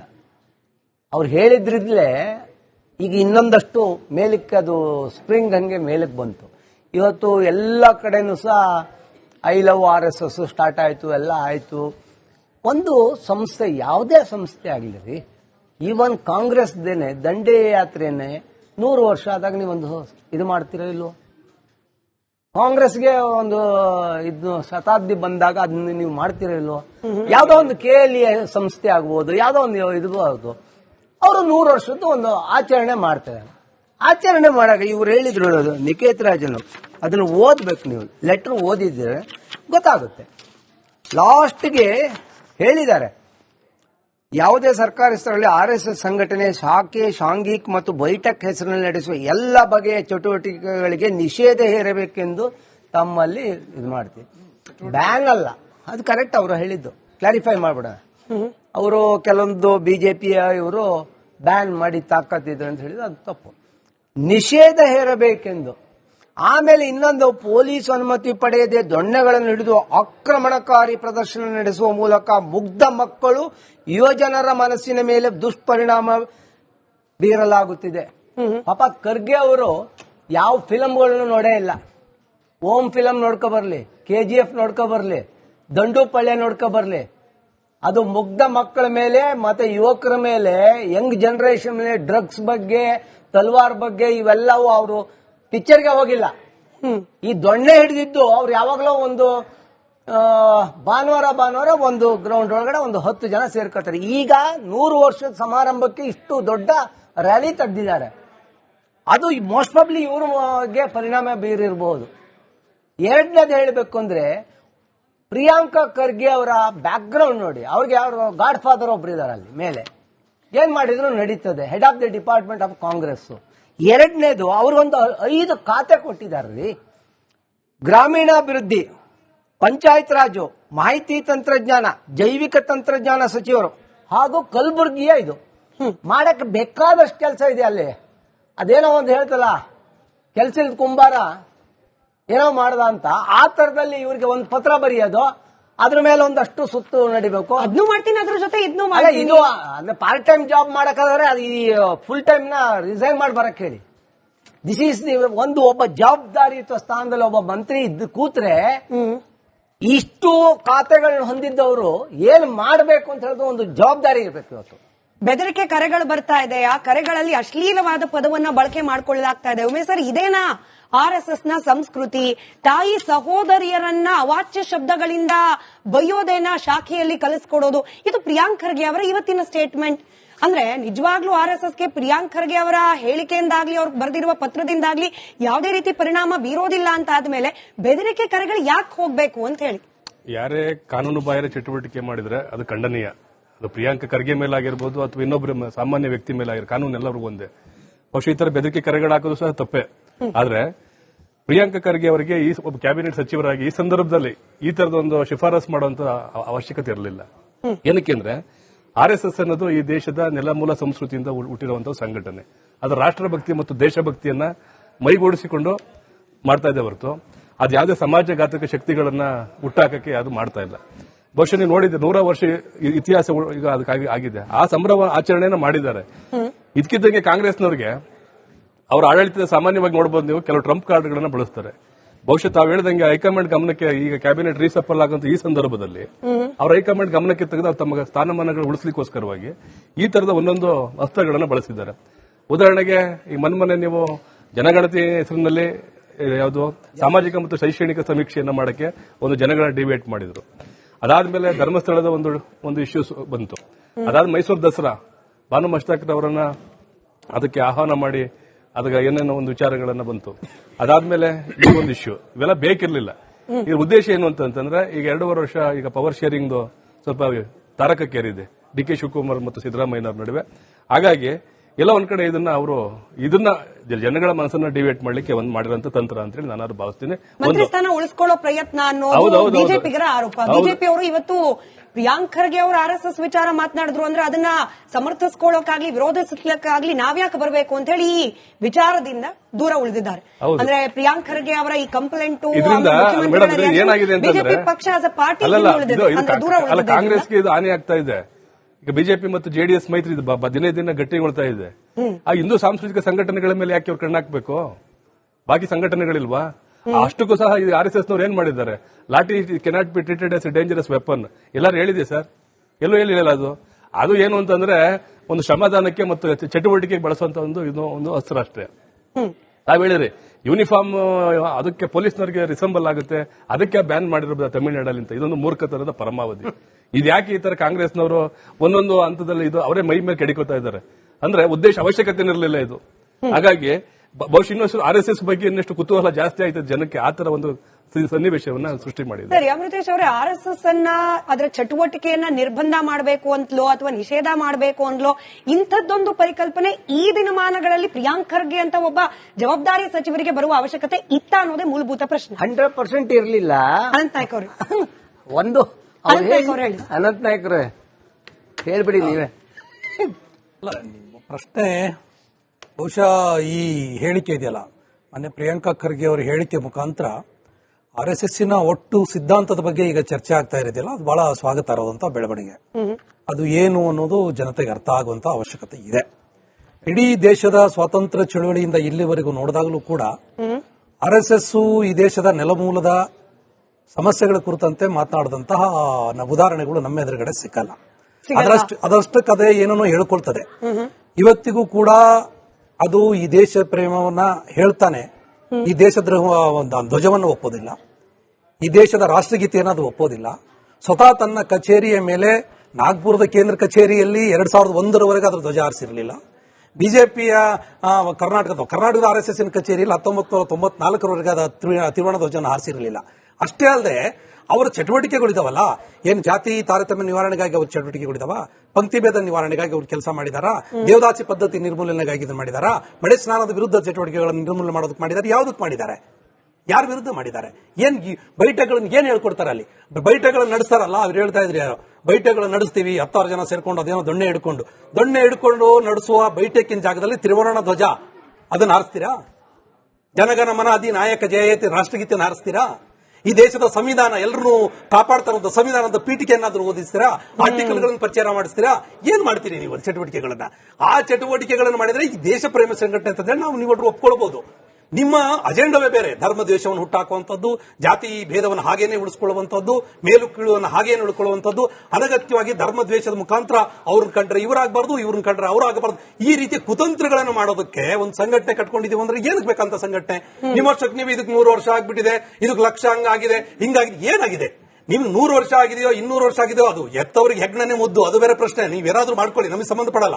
ಆದ್ರೆ 100 ವರ್ಷ ಆಗಿದೆ 200 ವರ್ಷ ಆಗಿದೆ, ಏನ್ ದಾಖಲೆಗಳು? ಎಲ್ಲಿ ನೋಂದಣಿ ಆಗಿದೆಯಾ? ಅಕೌಂಟಬಿಲಿಟಿ ಏನದ್ರದ್ದು? ಏನ್ ದಾಖಲೆ ಇದೆ?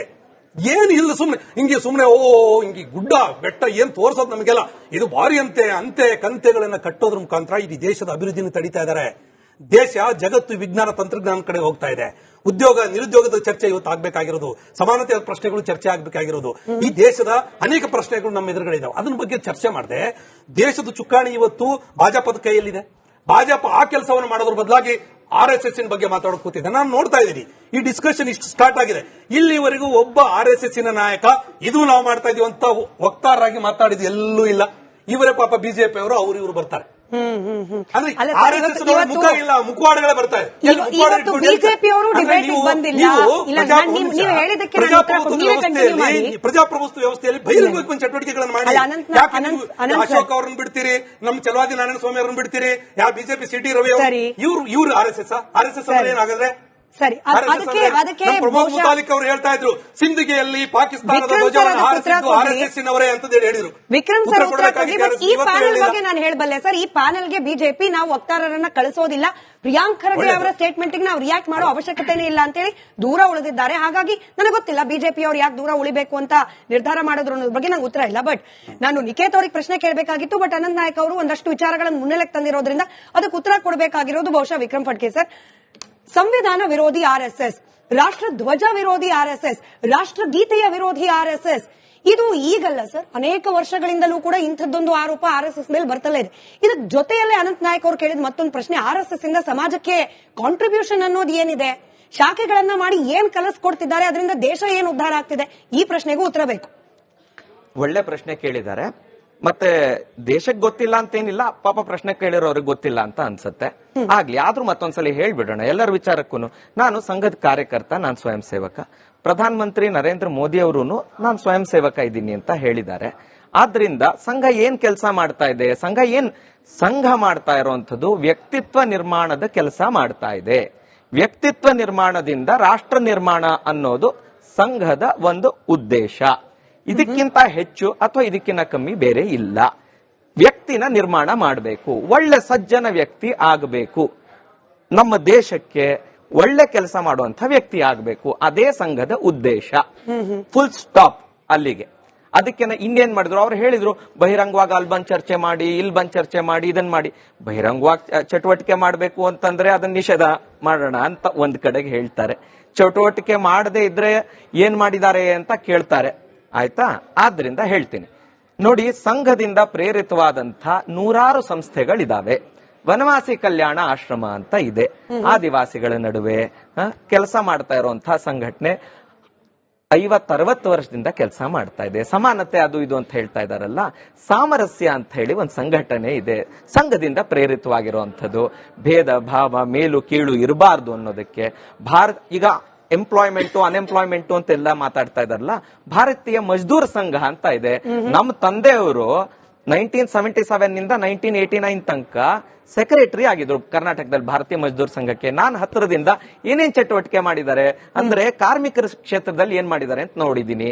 ನಾನು ವಿದ್ಯಾರ್ಥಿ ಪರಿಷತ್ತಿನ ಕಾರ್ಯಕರ್ತ ಆಗಿದ್ದೆ, ಅಖಿಲ ಭಾರತೀಯ ವಿದ್ಯಾರ್ಥಿ ಪರಿಷತ್ತು, ವಿದ್ಯಾರ್ಥಿ ಕ್ಷೇತ್ರದಲ್ಲಿ ಕೆಲಸ ಮಾಡಿದೆ. ಹಾಗೇನೆ ಸಂಸ್ಕೃತ ಭಾರತಿ ಅಂತಿದೆ, ಹಾಗೆ ನೂರಾರು ಸಂಘಟನೆಗಳು ಮತ್ತೆ ವಿದ್ಯಾಲಯಗಳು, ಎಷ್ಟು ಎಜುಕೇಶನ್ ಸಂಸ್ಥೆಗಳು, ಸಂಘ ಅಂತಲ್ಲ ಸಂಘದಿಂದ ಪ್ರೇರಿತವಾದಂತಹ ವ್ಯಕ್ತಿಗಳನ್ನ ನಡೆಸ್ತಾ ಇದ್ದಾರೆ.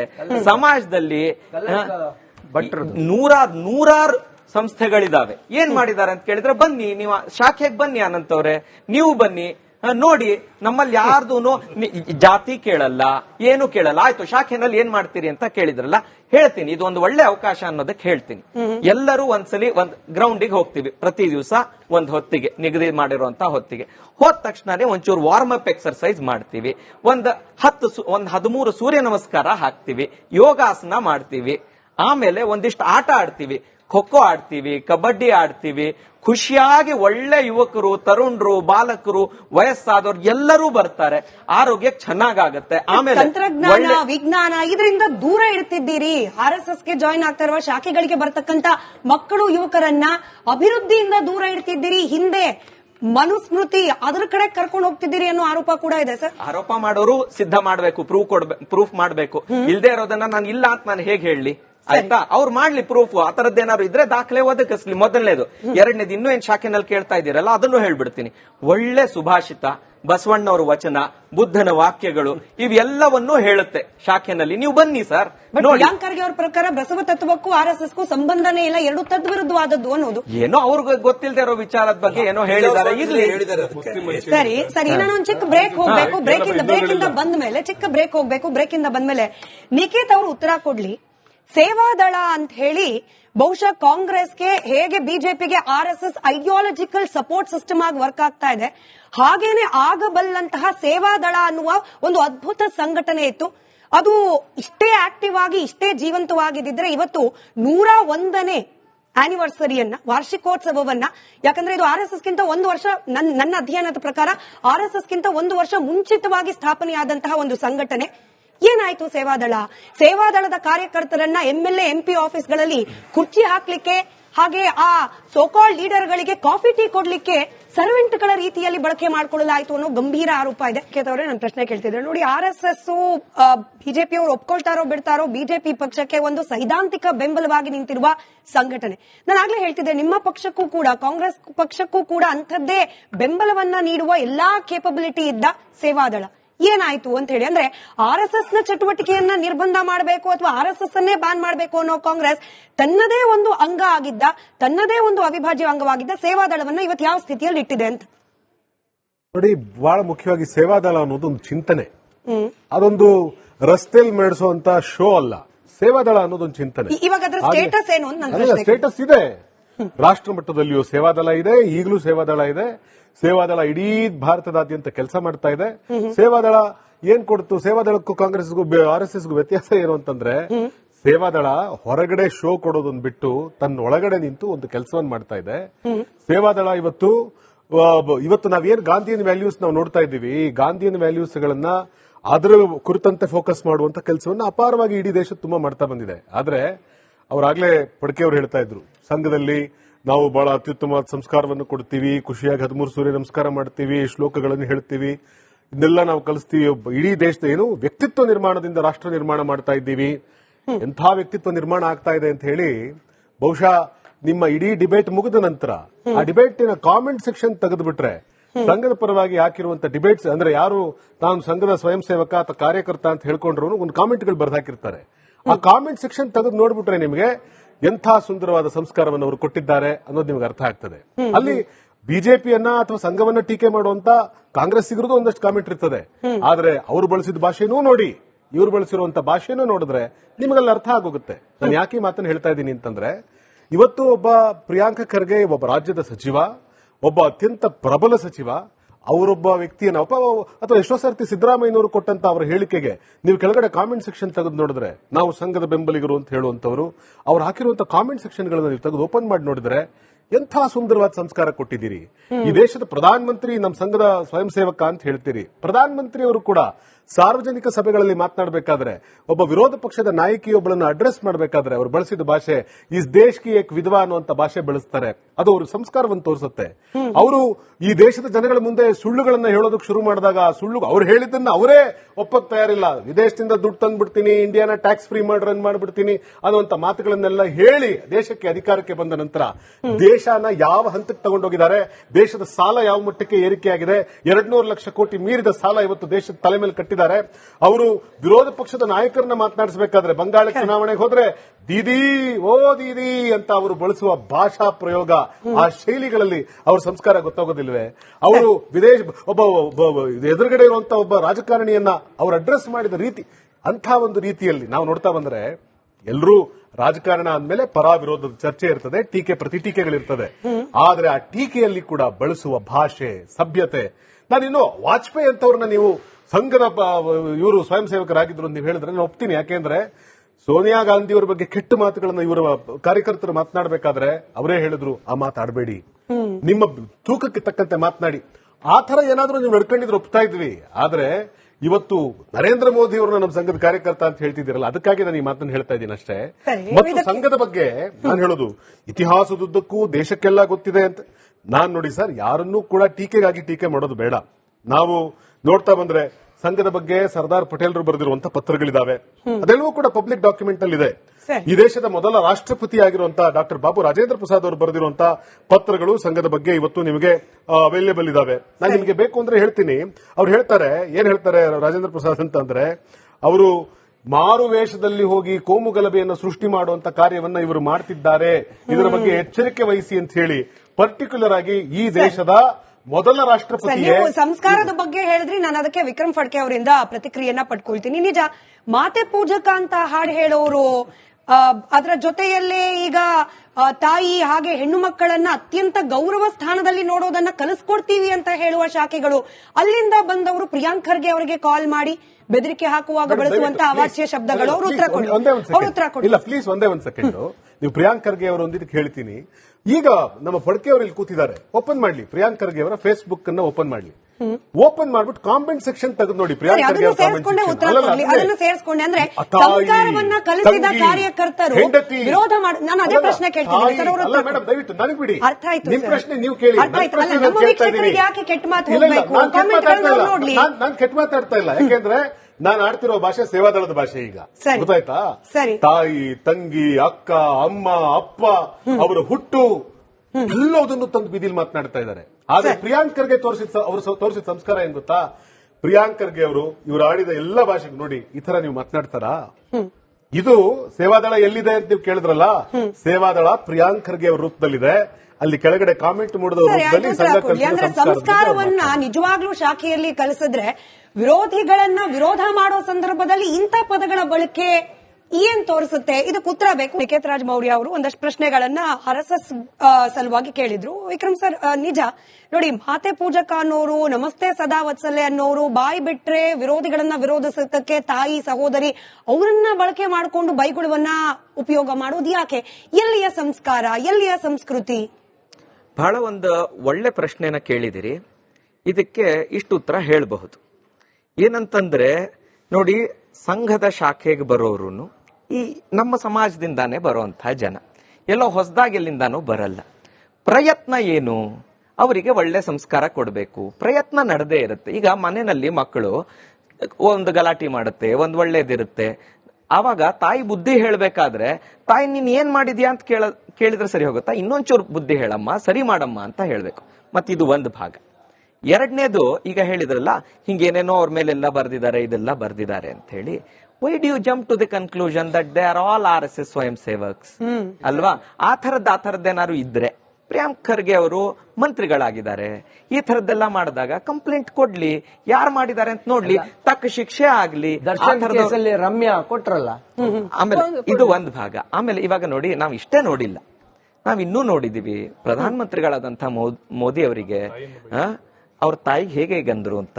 ಈಗ ರೀಸೆಂಟ್ ಆಗಿ ಯಾರಂದ್ರು? ಒಂದ್ ನಿಮಿಷ ಸರ್. ಹೇಳಿ ಸರ್, ಯಾರಂದ್ರು ಹೇಳಿ ಸರ್. ಅಲ್ಲ, ಅಂದವರೆಲ್ಲ ನಮ್ಮ ಸಮಾಜದಿಂದಾನೇ ಬಂದವರು ಅನ್ನೋದು ಗಮನದಲ್ಲಿರ್ಲಿ. ಪ್ರಧಾನಮಂತ್ರಿ ಮೋದಿ ಇಲ್ಲ ಒಂದ್ ನಿಮಿಷ, ತಪ್ಪನ್ನ ಮಾಧ್ಯಮದ ನಾನು ತಪ್ಪು ಹೇಳಿಲ್ಲ ಸರ್. ನಾನು ಏನ್ ಹೇಳಿದೆ? ಪ್ರಧಾನಮಂತ್ರಿ ಮೋದಿಜಿ ಅವರ ತಾಯಿಯ ಬಗ್ಗೆ ನಮ್ಮಲ್ಲಿ ಯಾವ ಸೇವಾದಳದ ಕಾರ್ಯಕರ್ತ ನಾನು ನೀವು ಅಂತ ಹೇಳ್ತಿಲ್ಲ ಸರ್. ಬಿಹಾರದ ಚುನಾವಣೆ ಕಣದಲ್ಲಿ ಏನ್ ನಡೆದಿದೆ ಅನ್ನೋದನ್ನ ನೀವು observe ಮಾಡಿದ್ರೆ ಎಲ್ಲ ಕುಂಬಳಕಾಯಿ ವೀಕ್ಷಕರಿಗೂ ಕಳ್ಳ ಅಂತ ಗೊತ್ತಾಗುತ್ತೆ. ಹೆಗಲ ಮುಟ್ಕೊಂಡು ಯಾಕೆ ನೋಡ್ತೀರಿ? ಬಿಹಾರ ಚುನಾವಣಾ ಕಣದಲ್ಲಿ ಇಲ್ಲ ಸರ್, ಮತ್ತೆ ನಾನು ಹೇಳ್ದೆ ಅಲ್ಲ ಸರ್, ಬಳಸ್ತಾ ಹೋದ್ರೆ ಅಲ್ಲ. ಡಿಬೇಟ್ ತೂಕವನ್ನು ಕಳ್ಕೊಂಡ್ ಅದಕ್ಕೆ ನಾನು ಹೇಳಿದೆ. ನಾನು ಹೇಳಲೇ ಇಲ್ವಲ್ಲ ನಿಮ್ಮ ಅದನ್ನ ಹೆಸರು. ನಾನು ನೀವ್ ಯಾಕೆ ಹಂಗೆ ಹೇಳ್ತಾ ಇದ್ದೀರಿ? ಅದನ್ನ ನೀವೇ ಹೇಳಿದ್ದು ನೀವೇ ಸಂಘದ ಯಾಕೆ? ಕಾರ್ಯಕರ್ತರು ಹಿಂಗೆಲ್ಲ ಬರ್ದಿದ್ದಾರೆ ಅಂತಂದ್ರಲ್ಲಪ್ಪ. ಹೌದು. ನೀವ್ ವೆರಿಫೈ ಮಾಡಿದ್ದೀರಾ ಸರ್? ಹೌದು. ಅವ್ರು ಯಾರ ಸಂಘದ ಕಾರ್ಯಕರ್ತರು? ನೀವು ಒಂದ್ ನಿಮಿಷ ಹೇಳ್ಬಿಡ್ತೀನಿ. ನೀವು ಅಲಿಗೇಷನ್ ಮಾಡಿದ್ರಿ ಹೆಸರು ಹೆಸರು ಇದನ್ನು ಓದಿ ನೀವು ಡಿಸೈಡ್ ಮಾಡ್ತಾ ಇದ್ದೀರಾ. ಇದಕ್ಕೆ ಚೆನ್ನಾಗಿದೆ, ಕ್ಷಮೆ ತುಂಬಾ ಇರಲಿ. ಚೆನ್ನಾಗಿದೆ. ಇದಕ್ಕೆ ಛಲವಾದಿ ಅವರು ಒಂದು ಇವತ್ತು ತಾನೇ ತಾಜಾ ಉದಾಹರಣೆ ಕೊಟ್ಟರು. ಪ್ರಿಯಾಂಕ್ ಖರ್ಗೆ ಅವರ ಡಿಪಿ ಹಾಕೊಂಡು ವಿಜಯಪುರದಿಂದ ಕರೆ ಮಾಡ್ಬಿಟ್ಟು ಕೆಟ್ಟ ಕೆಟ್ಟ ಪದಗಳಲ್ಲಿ ನಿಂದಿಸ್ತಾ. ಹಾಗಂತ ಪ್ರಿಯಾಂಕ್ ಖರ್ಗೆ ಶಿಷ್ಯಾನೆ ಅಂತ ಹೇಳಿ ನಾನೇನ್ ಕಂಪ್ಲೇಂಟ್ ಕೊಡ್ಲಿಲ್ಲ. I just ignored him. ಸಮಾಜದಲ್ಲಿ ನಾನೇನ್ ಅವ್ರು ಮಾಡಿದ್ದೆ ಸರಿ ಅಂತ ಹೇಳ್ತಿಲ್ಲ. ನೀವ್ ಹೇಳಿದ್ರಿ ಡಿಪಿ ಯಾರ್ದಿದೆ, ಹೆಸರು ಯಾರ್ದಿದೆ ನೋಡಿ ಅಂದ್ರೆ, ಹಂಗ್ ನೋಡಿದ್ರೆ ಪ್ರಿಯಾಂಕ್ ಖರ್ಗೆ ಅವ್ರ ಶಿಷ್ಯ ಅಂತ ಜಂಪ್ ಟು ದ ಕನ್ಕ್ಲೂಷನ್ ಬರ್ಬೇಕಾಗಿ ಛಲವಾದಿ ಮುಗಿಸ್ಬಿಡ್ತೀನಿ ಸರ್, ಒಂದ್ ನಿಮಿಷ ಮುಗಿಸ್ಬಿಡ್ತೀನಿ. ನೋಡಿ, ಮೋದಿ ಅವರಿಗೆ ಮೌತ್ ಕಾ ಸೌದಾಗರ್ ಅಂತ ಯಾರು ಹೇಳಿದ್ರು ಗೊತ್ತಿದೆ ಸಮಾಜಕ್ಕೆ. ಯಾಕೆ ಹೇಳಿದ್ರು ಸರ್? ನಾನ್ ಬೇಡ ಸರ್, ನಾನು ಯಾಕೆ ಹೇಳಿದ್ರು ಏನ್ ಹೇಳಿದ್ರು ಆಮೇಲೆ ಇರ್ಲಿ ಸರ್. ಯಾಕೆ ಹೇಳಿದ್ರು? ಅದೇ ಅದೇನೋ ರಾಜಧರ್ಮ ಪಾಲಿಸೋದು ಕಲ್ತ್ಕೊಳಪ್ಪ ಅಂತ ಅವ್ರದೇ ನಾಯಕ ವಾಜಪೇಯಿ ಹೇಳಿದ್ರಲ್ಲ, ಯಾಕೆ ಹೇಳಿದ್ರು? ಆಯ್ತು, ಒಂದು ಸಿಂಪಲ್ ಕಂಪ್ಲೇಂಟ್. ಅಮೃತೇಶ್ ಸರ್, ಒಂದು ಸಿಂಪಲ್ ಕಂಪ್ಲೇಂಟ್ ಅನ್ನ ಪ್ರಿಯಾಂಕ್ ಖರ್ಗೆ ಅವ್ರು ಕೊಟ್ಟಿದ್ರೆ ನಿಜವಾಗ್ಲೂ ಅವರಿಗೆ ಬಂದಿದ್ದ ಬೆದರಿಕೆ ಕರೆ RSS ನ ಕಾರ್ಯಕರ್ತನಿದ್ದ, ಹೌದು ಅಲ್ವೋ ಕ್ಲಾರಿಫೈ ಆಗಿ ಹೋಗ್ತಿತ್ತು. ಅವ್ರು ಹೇಳ್ತಾರೆ ಒಂದು ಕಂಪ್ಲೇಂಟ್ ಕೊಟ್ಟು ಒಬ್ಬ ವ್ಯಕ್ತಿಗೆ ಶಿಕ್ಷೆ ಕೊಡಿಸ್ಲಿಕ್ಕೆ ನನಗೆ ಇಷ್ಟ ಇಲ್ಲ. ನನಗೆ ಕಂಪ್ಲೇಂಟ್ ಇರೋದು ಒಂದು ಸಂಘಟನೆ ಅದು ಬೋಧನೆ ಮಾಡ್ತಾ ಇರುವ ಮನಸ್ಥಿತಿ ಬಗ್ಗೆ, ಅದು ಹುಟ್ಟಾಗ್ತಾ ಇರುವ ತತ್ವಗಳ ಬಗ್ಗೆ ನನಗೆ ಆಕ್ಷೇಪ, ವ್ಯಕ್ತಿ ಬಗ್ಗೆ ಅಲ್ಲ ಪ್ರಿಯಾಂಕ್ ಖರ್ಗೆ ಅವ್ರದ್ದು. ಬಟ್ ಈ ಗೊಂದಲ ಅಂತೂ ಉಳಿದು ಹೋಯ್ತಲ್ಲ, ನಿಜವಾಗ್ಲೂ RSS ಕಾರ್ಯಕರ್ತನೇನಾ ಕರೆ ಮಾಡಿದ್ದು ಅಂತ? 100% ಹೇಳ್ತೀನಿ, ಇಟ್ ಇಸ್ ಎ ಫೇಕ್. ನೀವು ಇದನ್ನ ಈ ಆಂಗಲ್ ಅಲ್ಲಿ ನೋಡ್ತೀರಿ, ನಾನು ಇನ್ನೊಂದು ಆಂಗಲ್ ಹೇಳ್ತೀನಿ. ನನಗೆ ಬೆದರಿಕೆ ಕರೆಗಳು ಬಂತು, ನನ್ನ ಬಗ್ಗೆ ಕಮೆಂಟ್ ಮಾಡಿಸಿದ್ರು ಅಂತ ಇವರೇ ಕೆಲವೊಂದು ಕಾರ್ಯಕರ್ತರಿಗೆ ಹೇಳಿ ಅದನ್ನ ಯಾಕೆ ಹುಟ್ಟಾಕಿರಬಾರ್ದು? Question mark. ಹಾಗೇನಾದ್ರು ಆದ್ರೆ ಒಂದು ಜವಾಬ್ದಾರಿ ಸ್ಥಾನದಲ್ಲಿರೋ, ಇವತ್ತು ದರ್ಶನ್ ಕೇಸ್ನಲ್ಲಿ ರಮ್ಯಾ ಅವ್ರ ಮೇಲೆ ಬಂದಂತ ಕೆಟ್ಟ ಕೆಟ್ಟ ಇದಕ್ಕೆ ಅವ್ರು ಡೈರೆಕ್ಟ್ ಆಗಿ ಹೋದ್ರು, ಕಂಪ್ಲೇಂಟ್ ಕೊಟ್ಟರು, ಬಂದ್ರು. ಇವರು ಕೊಡ್ಬೋದಲ್ಲ? ಅಯ್ಯೋ ಬೇಡ ಪಾಪ. ಆಮೇಲೆ ಬಂದು ಇಲ್ಲಿ ಹಂಗ ಅವ್ರ ಅಪ್ಪನ್ ಬೈದ್ರು, ಅಮ್ಮನ್ ಬೈದ್ರು, ಅವ್ರ ತಂದೆ ಬೈದ್ರು, ಅಣ್ಣನ್ ಬೈದ್ರು, ಮನೆಯ ಕುಟುಂಬನೆಲ್ಲ ಬೈದ್ರು. ಹೇಳಕ್ ಬಹಳ ಸುಲಭ ಇದೆ. ಯಾಕೆಂದ್ರೆ you put the law into the motion. ಯಾಕೆ ಮಾಡೋದಿಲ್ಲ ನೀವು? ಅಂದ್ರೆ ನಿಮ್ಗೆ ಬಯಲಾಗುತ್ತೆ. ನಿಮ್ ಕಡೆ ಹುಡುಗರುಗಳೇ ಹೇಳಿ ಒಂದೆರಡು ಫೋನ್ ಮಾಡಿಸಿ ಹಾಗೆ ಹೀಗೆ ಅಂತ ಹೇಳ್ಸಿರ್ತೀರಿ. ಇಶ್ಯೂಸ್ ಬೇಕಷ್ಟೇ ಅವ್ರಿಗೆ, ಇಶ್ಯೂ ಬೇಕು, ರನ್ ಆಗ್ಬೇಕು ಅದು. ಇವತ್ತು ಹೌದ್ರಿ, ನಾನು ಇವಾಗ್ಲೂ ಹೇಳ್ತೀನಿ, ಖರ್ಗೆ ಅವರೇ ಬನ್ನಿ, ನಾನೇ ಕರ್ಕೊಂಡು ಹೋಗ್ತೀನಿ. ಒಂದ್ ಪೊಲೀಸ್ ಸ್ಟೇಷನ್ ನಿಮ್ದು ಯಾರ್ಯಾರು ನಿಮ್ಗೆಲ್ಲ ಬೆದರಿಕೆ ಕರೆ ಹಾಕಿದ್ರು ಆ ನಂಬರ್ಗೆಲ್ಲ ನಾನೇ ಕಂಪ್ಲೇಂಟ್ ಬರ್ಕೊಡ್ತೀನಿ, ಬನ್ನಿ, ಫ್ರೀ ನಿಮ್ಗೆ ಲೀಗಲ್ ಸೇವೆ ಕೊಡ್ತೀನಿ. ಇವೆಲ್ಲ ಮಾಡಕ್ಕಾಗಲ್ಲ. ಇಲ್ಲಿ ಅವರು ಹೇಳಿದ್ರು, ನಮ್ಮ JDS ವಕ್ತಾರರು ಹೇಳಿದ್ರು, ಇಶ್ಯೂ ಬೇಸ್ಡ್ ಯಾವುದೂ ಮಾಡೋದಿಲ್ಲ. ಒಂದು ಹಗರಣ, ಬಾನು ಮಸ್ತಾಕು, ಅದಾದ ಮೇಲೆ ಇನ್ನೊಂದು ಜಾತಿ ಸಮೀಕ್ಷೆ, ಇದಾದ್ಮೇಲೆ RSS ಬ್ಯಾನು, ಅಭಿವೃದ್ಧಿ ಕೆಲಸಗಳನ್ನ ಯಾವ ಎಲ್ಲವೂ ಇವನ್ನ ಹೇಗೆ ಅಂದ್ರೆ ಅವರ ಒಳಗಡೆ ಸಂಘರ್ಷ ನಡೀತಾ ಇದೆ.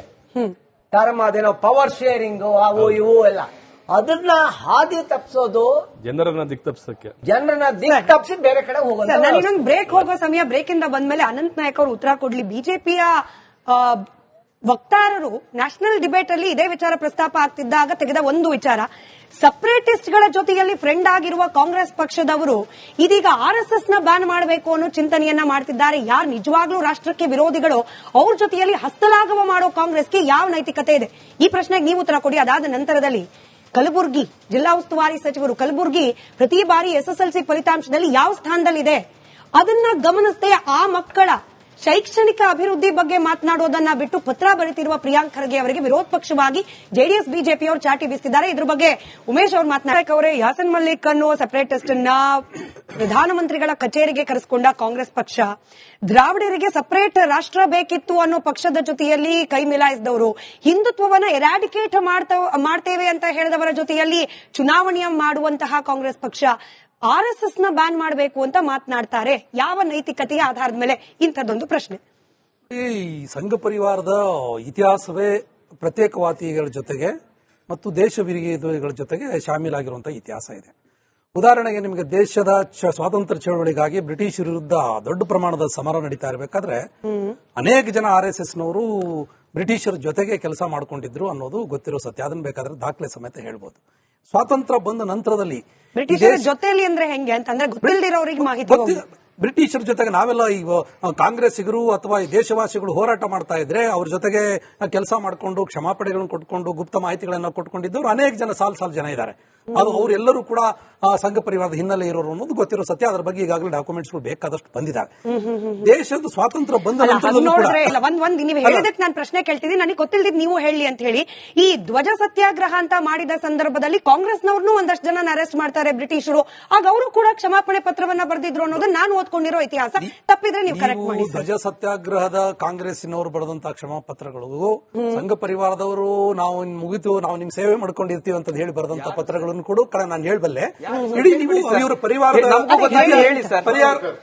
ಮಾನ್ಯ ಸಾವರ್ಕರ್ ಅವರು ಬರೆದಿರುವಂತ ಪತ್ರಕ್ಕಿಂತ ಬೇರೆ ಉದಾಹರಣೆ ಬೇಕಾ ನಮ್ಗೆ?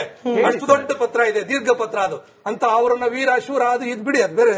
ಪಾಪ ಅವ್ರಿಗೆ ವೀರ ಶೂರ ಆಗಿರ್ಬೋದು, ನಮ್ಗೆ ಏನಂತ ಅವ್ರಿಗೆ ಗೊತ್ತಿದೆ. ಇದು ಎಷ್ಟೇ ಅಲ್ಲದೆ ಪ್ರತ್ಯೇಕವಾದಿಗಳ ಜೊತೆಗೆ ಮಾತಾಡೋದಕ್ಕೆ ಇವ್ರಿಗೆ ಯಾವ ನೈತಿಕತೆ ಇದೆ? ಹೇಳದೆ ಕೇಳದೆ ಪಾಕಿಸ್ತಾನಕ್ಕೆ ಹೋಗಿ ಬಿರಿಯಾನಿ ತಿಂದು ಬರ್ತಾರೆ, ತಾಲಿಬಾನಿಗಳ ಜೊತೆಗೆ ವೇದಿಕೆ ಹಂಚಿಕೊಂಡು ಕಾರ್ಯಕ್ರಮ ಮಾಡ್ಕೊಂಡು ಇದು ಮಾಡ್ತಾರೆ.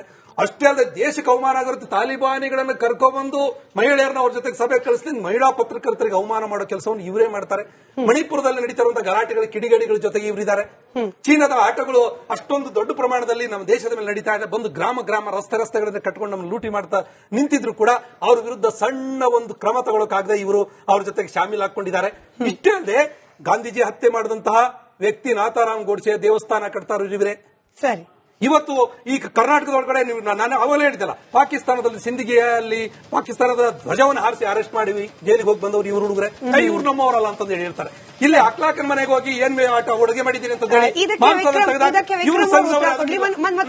ಇನ್ನೊಂದು ಚಿಕ್ಕ ಬ್ರೇಕ್ ಹೋಗೋ ಸಮಯ ಸರ್. ಐಮ್ ಸಾರಿ, ನಾನು ಇಂಟರಪ್ಟ್ ಮಾಡ್ತಿದ್ದೀನಿ ಅಂತಲ್ಲ, ಬ್ರೇಕ್ ಹೋಗ್ಲೇಬೇಕು ಸರ್. ನಾನು ಹಾಗಾಗಿ ಇದಕ್ಕೆ ನೀವು ಕಂಟಿನ್ಯೂ ಮಾಡಿರಂತೆ ವಿಕ್ರಮ್ ಅವರು ಉತ್ತರ ಕೊಡ್ಲಿ. ಹಾಗೆ ನಾನು ಹೇಳಿದಾಗೆ ಕಲಬುರಗಿಯ ಮಕ್ಕಳು ಹಾಗೆ ಯುವಕರ ಪರಿಸ್ಥಿತಿಯ ಬಗ್ಗೆ ಇಗ್ನೋರೆನ್ಸ್ ಇರುವ ಅಥವಾ ಅದನ್ನ ನಿರ್ಲಕ್ಷ್ಯ ಮಾಡಿರುವ ಪ್ರಿಯಾಂಕ್ ಖರ್ಗೆ ಅವರು RSS ನ ಶಾಖೆಗೆ ಹೋಗುವ ಯುವಕರ ಬಗ್ಗೆ ಮಾತನಾಡ್ತಿದ್ದಾರೆ ಅನ್ನೋ ಆಕ್ಷೇಪ ವಿಕ್ರಮ್ ಫಡ್ಕೆ ಸರ್ ಒಂದಷ್ಟು ಆರೋಪಗಳನ್ನ ಅನಂತ್ ನಾಯ್ಕ್ ಸರ್ ಮಾಡ್ತಾ ಇದ್ರು. ಅಂದ್ರೆ RSS ನ ಚಟುವಟಿಕೆಗಳು ಹಾಗೆ RSS ನ ಕೆಲವೊಂದಷ್ಟು ಸಮಾಜಕ್ಕೆ ಪೂರಕವಲ್ಲದಂತಹ ಬೆಳವಣಿಗೆಗಳು, ಇದನ್ನ ಪ್ರಶ್ನೆ ಮಾಡಬೇಕು ಅಂತ ಹೇಳಿ.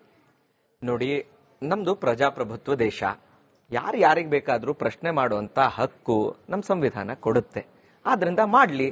ಏನಾದ್ರು ಅವ್ರಿಗೆ ವಿಚಾರ ಭೇದ ಮತಭೇದ ಇದ್ರೆ ಕೇಳಲಿ, ಅದನ್ನ ಏನಾದ್ರೂ ಕ್ಲಾರಿಫೈ ಮಾಡಕ್ಕಾದ್ರೆ ಮಾಡೋಣ. ಆದ್ರೆ ಒಂದು ವಿಚಾರ ಹೇಳ್ತೀನಿ, ನಾವ್ ಎಲ್ಲರೂ ಸೇರಿ ಸಮಾಜ ಕಟ್ಟಬೇಕಾಗಿದೆ.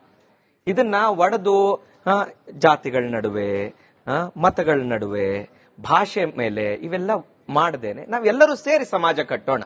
ಸಂಘದ ವಿಚಾರ ಇರೋದೇ ಅದು. ನೀವು ನಮ್ ಅದೇ ಹೇಳಿದ್ನಲ್ಲ, ನಮ್ ಸಂಘದ ಕ್ಯಾಂಪಿಗೆ ಬನ್ನಿ, ನಮ್ ಸಂಘದ ಶಾಖೆಗೆ ಬನ್ನಿ. ಅಲ್ಲ, ನೀವು ನೋಡಿ ಆಯ್ತು, ಅಲ್ಲ ಸರ್, ಏನ್ ನಡೀತಿದೆ ಅನ್ನೋದ್ರ ಬಗ್ಗೆ ತಿಳ್ಕೊಳ್ಬೇಕು ಮೆಂಬರ್ ಆಗ್ಬೇಡಿ, ನೋಡಿ. ನಾನೊಂದು ಉದಾಹರಣೆ ಕೊಡ್ತೀನಿ ಕೇಳಿ. ನಾನ್ ಕಾಲೇಜ್ನಲ್ಲಿದ್ದಾಗ ನನ್ನ ಸೀನಿಯರ್ ಒಬ್ರು ಕಾಲೇಜ್ನಲ್ಲಿ, ಲಾ ಕಾಲೇಜ್ನಲ್ಲಿ ಒಬ್ರು student federation of India SFI ನಲ್ಲಿ ಒಬ್ರು ಕಾರ್ಯಕರ್ತರಿದ್ರು. ಅವರು ಅವರು ಏನೋ ಚರ್ಚೆ ಮಾಡ್ತಿದ್ವಿ. ಲಾ ಕಾಲೇಜು ಅಂತ ಅಂದ್ಮೇಲೆ ಡಿಬೇಟು, ಚರ್ಚೆ ಇವೆಲ್ಲ ನಡೆದೇ ಇರುತ್ತೆ. ನಮ್ಗೆಲ್ಲರಿಗೂ ಗೊತ್ತಿದೆ, ಹೆಚ್ಚಿನವ್ರು ನಾವಿಲ್ಲ ಲಾಯರ್ಸ್ ಇದೀವಿ. ಹಂಗಿರ್ಬೇಕಾದ್ರೆ ನಾನು ಅವ್ರನ್ನ ಕರಿತಿದ್ದೆ, ಬನ್ನಿ ಸರ್ ನಾನ್ ಶಾಖೆ ನಡೆಸ್ತೀನಿ, ನೀವು ನೋಡಿ ಅಂತ. ಅವ್ರು ಆಕ್ಚುಲಿ ನನ್ನ ಶಾಖೆಗೆ 4 ದಿವಸ ಬಂದ್ ನೋಡಿದ್ರು. ಇವತ್ತು ನಾನು ಅವರು ತುಂಬಾ ಒಳ್ಳೆ ಸ್ನೇಹಿತರು. ವಿಚಾರಗಳು ಅದು ಇದು ಇರಬಹುದು, ಆದ್ರೆ ನಾನು ಇನ್ವೈಟ್ ಮಾಡ್ತೀನಿ, ಬನ್ನಿ ನಮ್ ಕ್ಯಾಂಪಲ್ಲಿ ನೋಡಿ. ಯಾರಾದ್ರೂ ಒಬ್ರಾದ್ರೂ ನಿಂದ ಜಾತಿ ಯಾವುದು, ನಿನ್ ಪಕ್ಕ ಯಾರು ಕುತ್ಕೋತಾರೆ, ನೀವು ಒಟ್ಟಿಗೆ ಮಲ್ಕೊಳ್ತೀರಿ, ಒಟ್ಟಿಗೆ ಹೇಳ್ತೀರಿ, ಒಟ್ಟಿಗೆ ಕವಾಯತ್ ನಡೆಸ್ತೀರಿ, ಒಟ್ಟಿಗೆ ಏನಂತಾರೆ ಯೋಗಾಸನ ಮಾಡ್ತೀರಿ, ಇವತ್ನವರೆಗೂ ಇನ್ನೊಬ್ಬನ ಜಾತಿ ಯಾವುದು ನಮ್ ಶಾಖೆ ಸಂಘದಲ್ಲಿ ಕೇಳಲ್ಲ. ಮತ್ತೆ ಇನ್ನೂ ಒಂದು ಹೇಳ್ಬಿಡ್ತೀನಿ, ಇದನ್ನ ತುಂಬಾ ದೊಡ್ಡ ಹಿರಿಯರೇನೆ, ಅಂದ್ರೆ ಗಾಂಧೀಜಿಯವರು ಇರಬಹುದು, ಅಂಬೇಡ್ಕರ್ ಇರಬಹುದು, ಇದನ್ನ ಗಮನಿಸಿದ್ದಾರೆ, ಅದ್ರ ಬಗ್ಗೆ ಹೇಳಿದ್ದಾರೆ. ಆದ್ರೆ ಏನ್ ಹೇಳಿದ್ದಾರೆ ಅನ್ನೋದನ್ನು ನಾನು ಬೇಕಾದ್ರೆ ಹೇಳ್ತೀನಿ, ವಿತ್ ಡಾಕ್ಯುಮೆಂಟ್ಸ್ ಹೇಳ್ತೀನಿ, ಆಯ್ತಾ? ಅಂದ್ರೆ ಅವ್ರಿಗೆ ಬೇರೆ ವಿಚಾರದ ಬಗ್ಗೆ ಅವ್ರಿಗೆ ವ್ಯತ್ಯಾಸ ಇರಬಹುದು, ಆದ್ರೆ ಹೇಳಿ ಗಾಂಧೀಜಿಯವರು ನಿಮ್ದು ಇಷ್ಟು ಡಿಸಿಪ್ಲಿನ್ಡ್ ಆಗಿ ನಡೆದಿದೆ ಅಂತಂತ. ಅಂಬೇಡ್ಕರ್ ಅವರು ನಿಮ್ಮಲ್ಲಿ ನಾನು ನೋಡದೆ ಯಾರು ಏನು ಜಾತಿ ಅದು ಇದು ಮೇಲು ಕೀಳು ಇಲ್ಲದೆ ಎಲ್ಲ ಒಟ್ಟಿಗೆ ನಡ್ಕೊಂಡು ಹೋಗಿ ಬಂದು ಎಲ್ಲ ಮಾಡ್ತಾ ಇದ್ದೀರಿ ಅನ್ನೋದ್ರ ಬಗ್ಗೆ ಅವರು ಶ್ಲಾಘನೀಯವಾದ ಮಾತು ಹೇಳಿದ್ದಾರೆ. ಆದ್ರಿಂದಾನೇ ನಾನು ಹೇಳ್ತಾ ಇದ್ದೀನಿ. ಸಣ್ಣ ಪ್ರಶ್ನೆ, ಇಷ್ಟೊಳ್ಳೆ ಮಾತುಗಳನ್ನು ಹೇಳಿದ್ದಾರೆ. ನನ್ನೊಂದು ಸಣ್ಣ ಪ್ರಶ್ನೆ ಸರ್, ಇಷ್ಟು ಹೇಳುವಂತವ್ರು ನೀವು ಜಾತಿ ಕೇಳಲ್ಲ, ಧರ್ಮ ಕೇಳಲ್ಲ, ಇಲ್ಲಿವರೆಗೂ RSSನ ರಾಷ್ಟ್ರೀಯ ನಾಯಕತ್ವಕ್ಕೆ ಯಾರಾದರೂ ಬ್ರಾಹ್ಮಣೇತರರನ್ನ ನೀವು ನಾಯಕತ್ವ ಕೊಟ್ಟಿದ್ದೀರಾ, ಮಹಿಳೆಯರಿಗೆ ನಾಯಕತ್ವ ಕೊಟ್ಟಿದ್ದೀರಾ, ಹಿಂದುಳಿದ ವರ್ಗದವ್ರಿಗೆ ಕೊಟ್ಟಿದ್ದೀರಾ, ದಲಿತ ವರ್ಗದವ್ರಿಗೆ ಕೊಟ್ಟಿದ್ದೀರಾ, ಅಥವಾ ಲಿಂಗಾಯತ ಸಮುದಾಯದಿಂದ ಈತ ಸಮುದಾಯದಿಂದ ಯಾರಿಗಾದ್ರೂ ಅವಕಾಶಗಳನ್ನು ಕೊಟ್ಟಿದ್ದೀರಾ? ನಾನು ಯಾಕೆ ಸಾಧ್ಯ ಆಗಿಲ್ಲ? ಹೇಳ ತಡೀರಿ ಸರ್, ನೀವು ಕೇಳಿದ ಪ್ರಶ್ನೆ ನಾನು ಉತ್ತರ ಹೇಳ್ತೀನಿ ಕೇಳಿ. ಕೇಳೋಂತ ಒಂದು ವ್ಯವಧಾನ ಇಟ್ಕೊಳ್ಳಿ ದಯವಿಟ್ಟು. ನೋಡಿ, ನಾವು ಜಾತಿ ಕೇಳಲ್ಲ, ಯಾರು ಬೇಕಾದ್ರೂ ಆಗಬಹುದು. ಒಂದ್ಸಲಿ ಗುರೂಜಿ ಅವರನ್ನ ಕೇಳಿದ್ರು, ಹೂ ಆಫ್ಟರ್ ಯು ಗುರೂಜಿ ಅಂತ. ಒಬ್ರು ಪತ್ರಕರ್ತರು ಪ್ರಶ್ನೆ ಕೇಳಿದ್ರು, ವೈ ನಾಟ್ ಯು ಅಂತಂದ್ರು ಗುರೂಜಿ ಅವರು. ಅಂದ್ರೆ ಅದ್ರೊಳಗೆ ಬೇರೆದೇನೂ ಇಲ್ಲ. ಆಮೇಲೆ ಇನ್ನೂ ಒಂದು ಪ್ರಶ್ನೆ ಕೇಳಿದ್ರಲ್ಲ, ಯಾರು ಬೇರೆಯವರು ಇದ್ದಾರೆ? ಇದಾರೆ ಸರ್, ಬೇರೆಯವರು ಇದಾರೆ, ನೀವು ಹುಡುಕಿ. ನಾನ್ ಯಾಕೆ ಹೇಳ್ಬೇಕು? ಒಬ್ರಿದ್ದಾರೆ, ನಮ್ಮ ಸರಸಂಘ ಚಾಲಕರ ಆಗಿದ್ರು. ನೀವ್ ಹೇಳ್ತಾ ಇದ್ದೀರಲ್ಲ, ನಾವು ಅದನ್ನೂ ಉಪಯೋಗಿಸಲ್ಲ, ನಾವು ಅದನ್ನೂ ಹೇಳಲ್ಲ. ಬ್ರಾಹ್ಮಣರು, ಬ್ರಾಹ್ಮಣೇತರರು, ನಮ್ಮಲ್ಲಿ ಆ ತರದ ಭೇದ ಭಾವ ಇಲ್ಲ ಸರ್. ಆದ್ರೆ ಆಗಿರೋರಿದ್ದಾರೆ, ನೀವು ನೋಡಿ. ರಜ್ಜು ಭಯ್ಯ ಅಂತ ಇದ್ರು, ಆಯ್ತಾ? ಅವ್ರನ್ನ ನೋಡಿ. ಆಮೇಲೆ ನಮ್ಮ ಕರ್ನಾಟಕದಲ್ಲೇನೆ ಜಯದೇವ್ ಅವರಿದ್ರು, ಮಾನ್ಯ ಜಯದೇವ್ ಅವರು. ತುಂಬಾ ದೊಡ್ಡ ಹಿರಿಯರು, ಸಂಘದಲ್ಲಿ ತುಂಬಾ ದೊಡ್ಡ ಸ್ಥಾನದಲ್ಲಿ ಇದ್ದಂಥವ್ರು, ಆಯ್ತಾ? ಅವರಿಗೆ ಕರ್ನಾಟಕದ ಒಂದು ಹೆಸರಾಂತ ಮಠಾಧಿಪತಿಗಳಾಗಬೇಕಾಗಿದ್ದಂಥವ್ರು. ಅವರು ಅವ್ರನ್ನ ಕರೆದ್ರು ಇದಕ್ಕಾಗಿ ಅಂತ ಹೇಳಿ, ಅವ್ರಾಗ್ಲಿಲ್ಲ. ಅವ್ರು ನಮ್ಮ ಸಂಘದಲ್ಲಿದ್ರು. ಅಂದ್ರೆ ಈ ತರದ್ದೆಲ್ಲ ಏನೇನೋ ಇದನ್ನ ನಮ್ಮೊಳಗೆ ಇಲ್ಲ ಸರ್. ಸಿಂಪಲ್, ನೀವು ಬಂದ್ ನೋಡಿ ಸರ್. ನೀವೇನೋ ಬೇರೆ ಯಾರೋ ಬರ್ದಿರೋದನ್ನ ಓದ್ತೀರಿ, ಏನೋ ಮಾಡ್ತೀರಿ, ಬಂದ್ ನೋಡಿ. ಉಮೇಶ್ ಅವ್ರ ಮಾತಿಗೆ ನೀವೇ ಉತ್ತರ ಕೊಡ್ಬೇಕು. ಉಮೇಶ್ ಅವರ ಬಿಜೆಪಿ ಸೀರೀಸ್ ಆಫ್ ಟ್ವೀಟ್ ಗಳ ಮೂಲಕ ಪ್ರಿಯಾಂಕ್ ಖರ್ಗೆ ಅವರನ್ನು ತಿವಿಯೋ ಪ್ರಯತ್ನ ಮಾಡ್ತಾ ಇದೆ. ಸುದ್ದಿ ಮಂತ್ರಿಗಿರಿ ಉಳಿಸ್ಕೊಳ್ಳೋಕೆ ಪ್ರಿಯಾಂಕ್ ಖರ್ಗೆ ಅವರು ಕಸರತ್ ಮಾಡ್ತಿದ್ದಾರೆ. ಬೆಳೆ ಪರಿಹಾರಕ್ಕಾಗಿ ಹೋರಾಟ ಮಾಡ್ತಿದ್ದಾರೆ. ಕಲಬುರಗಿ ಜಿಲ್ಲೆ ಅಭಿವೃದ್ಧಿ ಆಗ್ತಿಲ್ಲ ಅಂತ ಹೇಳಿ ಆಗ್ರಹಗಳು, ಹೋರಾಟಗಳು ನಡೀತಾ ಇದೆ. ದಲಿತರಿಗಾಗ್ತಿರುವ ಅನ್ಯಾಯದ ವಿರುದ್ಧ ಮಾತನಾಡ್ತಾ ಇಲ್ಲ. ಇದರ ಜೊತೆಗೆ ಒಂದಷ್ಟು ಇಷ್ಟುದ್ದ ಪಟ್ಟಿ, SSLC PUC ಫಲಿತಾಂಶ ಕುಸಿತ, ಮರಳು ಮಾಫಿಯಾ, ಗರ್ಭಿಣಿಯರ ಬಾಣಂತಿಯರ ಸಾವು, ಇಷ್ಟೆಲ್ಲ ಅಡ್ರೆಸ್ ಮಾಡ್ಲಿಕ್ಕೆ ವಿಚಾರ ಇರುವಾಗ ಇದ್ರ ಬಗ್ಗೆ ಪತ್ರ ಬರೆಯದ? ದೊಡ್ಡ ಬಹಳ ಮುಖ್ಯವಾಗಿ SSLC ಫಲಿತಾಂಶದ ಬಗ್ಗೆ ಪತ್ರ ಬರೆದು ಎಜುಕೇಶನ್ ಮಿನಿಸ್ಟರ್ ಅನ್ನು ಅಥವಾ ಮುಖ್ಯಮಂತ್ರಿಗಳನ್ನು ಗಮನ ಸೆಳೆಯಬೇಕಾಗಿದ್ದ ಪ್ರಿಯಾಂಕ್ ಖರ್ಗೆ ಅವರು RSS ಅನ್ನ ನಿರ್ಬಂಧ ಮಾಡಿ, ಚಟುವಟಿಕೆಗಳನ್ನ ನಿರ್ಬಂಧ ಮಾಡಿ ಅಂತೇಳಿ ಪತ್ರ ಬರೆಯೋದ್ರಲ್ಲಿ ಬ್ಯುಸಿ ಆಗಿದ್ದಾರೆ ಅನ್ನೋದು ಬಿಜೆಪಿ ಆರೋಪ. ನಾನು ಪ್ರಾರಂಭದಲ್ಲಿ ಹೇಳಿದೆ, ಇದು ಅನವಶ್ಯಕವಾಗಿತ್ತು ಪ್ರಿಯಾಂಕಾ ಖರ್ಗೆ ಅವರಿಗೆ. 5 ಖಾತೆಗಳು, ನಮ್ಮ ಸೀನಿಯರ್ ಅಡ್ವೊಕೇಟ್ ಹೇಳಿದಂಗೆ 5 ಖಾತೆಗಳಿದ್ದು, ಅವೆಲ್ಲ ಪ್ರಬಲ ಖಾತೆಗಳು. ಅವನ್ನ ಅನುಷ್ಠಾನ ತರಬೇಕಾಗಿತ್ತು ಅವರು. ಅದನ್ನ ಮಾಡೋದ್ ಬಿಟ್ಬಿಟ್ಟು ಇವೆಂತದ್ದು RSS ನಿರ್ಬಂಧ ಇರಿಸಿ ಸಾರ್ವಜನಿಕ ಲಾಭಕ್ಕೆ ಅವಕಾಶ ಮಾಡಿಕೊಡ್ಬೇಡಿ ಅಂತ ಹೇಳಿಕೆ ಅನಾವಶ್ಯಕವಾಗಿತ್ತು ಅಂತ ಹೇಳಿ ನಾನು ಭಾವಿಸ್ತೀನಿ. ಜೊತೆಗೆ RSS ಬಗ್ಗೆ ಅವ್ರ ತಂದೆನೇ ಕೆಲವು ಕಾರ್ಯಕ್ರಮದಲ್ಲಿ ಭಾಗಿಯಾಗಿ ಮೆಚ್ಚುಗೆ ವ್ಯಕ್ತಪಡಿಸಿದ್ದಾರೆ. ಯಾರು ಮಲ್ಲಿಕಾರ್ಜುನ ಖರ್ಗೆ ಯಾವುದೋ ಒಂದು ಕಾರ್ಯಕ್ರಮದಲ್ಲಿ ವ್ಯಕ್ತಪಡಿಸಿದ್ದಾರೆ. ಬಟ್ ಅದಕ್ಕೆ ಆಲ್ರೆಡಿ ಪ್ರಿಯಾಂಕ್ ಖರ್ಗೆ ಅವರೇ ಸ್ಪಷ್ಟೀಕರಣ ಕೊಟ್ಟಿದ್ದಾರೆ. ಶಿವಾಜಿನಗರ ಕಮ್ಯುನಲ್ ಸೆನ್ಸಿಟಿವ್ ಏರಿಯಾ, ಇಲ್ಲೆಲ್ಲ ಬಾಲ ಬಿಚ್ಚಲಿಕ್ಕೆ ಬಂದ್ರೆ ಸರಿ ಇರಲ್ಲ ಅಂತ ಹೇಳಿ ಮುಖ ಕುಡಿದು ಬಂದ್ರೆ ನನ್ನ ಮಾತಲ್ಲ, ಪ್ರಿಯಾಂಕ್ ಖರ್ಗೆ ಅವರು. ಅಲ್ಲಿ ನಾನು ಹೇಳೋದು, ಯಾಕೆ ಇವರು ಕೇವಲ ಅಲ್ಪಸಂಖ್ಯಾತನ ಓಲೈಕೆ ಮಾಡಬೇಕು? ಬೇರೆ ಸಂಘಟನೆಗಳನ್ನ ಯಾಕೆ ಪ್ರಶ್ನೆ ಮಾಡ್ತಾ ಇಲ್ಲ? ಕೇವಲ RSS ಯಾಕೆ ಇವರು ಪ್ರಶ್ನೆ ಮಾಡಬೇಕು? ಬಹುಸಂಖ್ಯಾತರ ಭಾವನೆಗಳನ್ನ ಯಾಕೆ ಗೌರವಿಸ್ತಾ ಇಲ್ಲ? ಇದು ನಮ್ಮ ಮೊದಲ ಪ್ರಶ್ನೆ. ಒಂದು, ಈಗ ಕರ್ನಾಟಕದಲ್ಲಿ ಏನಾಗಿದೆ ಮೇಡಮ್, 2.5 ವರ್ಷದಿಂದ ಅಭಿವೃದ್ಧಿ ಶೂನ್ಯ ಆಗಿದೆ. ಇವರು 54,000 ಕೋಟಿಗಳನ್ನ ಬರೀ ಫ್ರೀ ಬೀಸ್, ಏನಂದ್ರೆ ಉಚಿತ ಭಾಗ್ಯಗಳಿಗೋಸ್ಕರವಾಗಿ ಮಾಡಿದ್ದಾರೆ. ಈ ಸರ್ಕಾರ ಏನಾಗಿದೆ, ಒಂದು ಕಂಪನಿ, ಅದು ಕಾರ್ಪೊರೇಟ್ ಸರ್ಕಾರ ತರ ಏನೋ ನಾವು 54,000 ರೂಪಾಯಿ ಫಿಲ್ ಮಾಡ್ತಾ ಇದ್ದೀವಿ, ಜನಗಳಿಗೆ ಅದು ಫ್ಲೋ ಆಯ್ತಾ ಇತ್ತೆ, ಅದೇ ನಮ್ಮ ಅಭಿವೃದ್ಧಿ ಅಂತ ತಿಳ್ಕೊಂಡಿದ್ದಾರೆ. ಈಗ ಒಂದು ಮೇಜರ್ ಡೆವಲಪ್ಮೆಂಟ್ ಏನ್ ಮಾಡಿದ್ದಾರೆ ಮೇಡಮ್? ಇರಿಗೇಷನ್ ಡೆವಲಪ್ಮೆಂಟ್ ಇಲ್ಲ, ರಸ್ತೆ ಅಭಿವೃದ್ಧಿಗಳಿಲ್ಲ, ಅಥವಾ ಒಂದು ನೀರಾವರಿ ಅಭಿವೃದ್ಧಿ ದೊಡ್ಡ ಪ್ರಾಜೆಕ್ಟ್ ಇಲ್ಲ. ಇವತ್ತು ಬನ್ನಿ ನಮ್ಮ ಮಂಡ್ಯ ಜಿಲ್ಲೆ ನಾಗಮಂಗಲಕ್ಕೆ, ಅದು ಡ್ರೈ ಲ್ಯಾಂಡ್, ಕಾವೇರಿ ಪಕ್ಕದಲ್ಲಿ ಹರಿತಾ ಇದೆ, ನಮಗೆ ನೀರಿಲ್ಲ. Why government has not initiated this type of development programs. Janata Dal ಎಷ್ಟು ವರ್ಷ ಆಡಳಿತ ಮಾಡಿದ್ದಾರೆ ಸರ್? ಮಾಡಿದ್ದಾರೆ ಮಂಡ್ಯ ಜಿಲ್ಲೆಯಲ್ಲಿ. ದೇವೇಗೌಡರು ಪ್ರಧಾನಮಂತ್ರಿ ಆಗಿದ್ರಲ್ಲ ಸರ್, ಕುಮಾರಸ್ವಾಮಿ 2 ಸಲ ಮುಖ್ಯಮಂತ್ರಿ ಆಗಿದ್ರಲ್ಲ ಸರ್, ತುಮಕೂರು ಕಾರಣ ಯಾರು? ನೀರ್ ಕಾರಣ ಯಾರು? ದೇವೇಗೌಡರು ಸರ್. ನಿಮ್ಮ ನೀರಾವರಿ ಕೇಳಿ,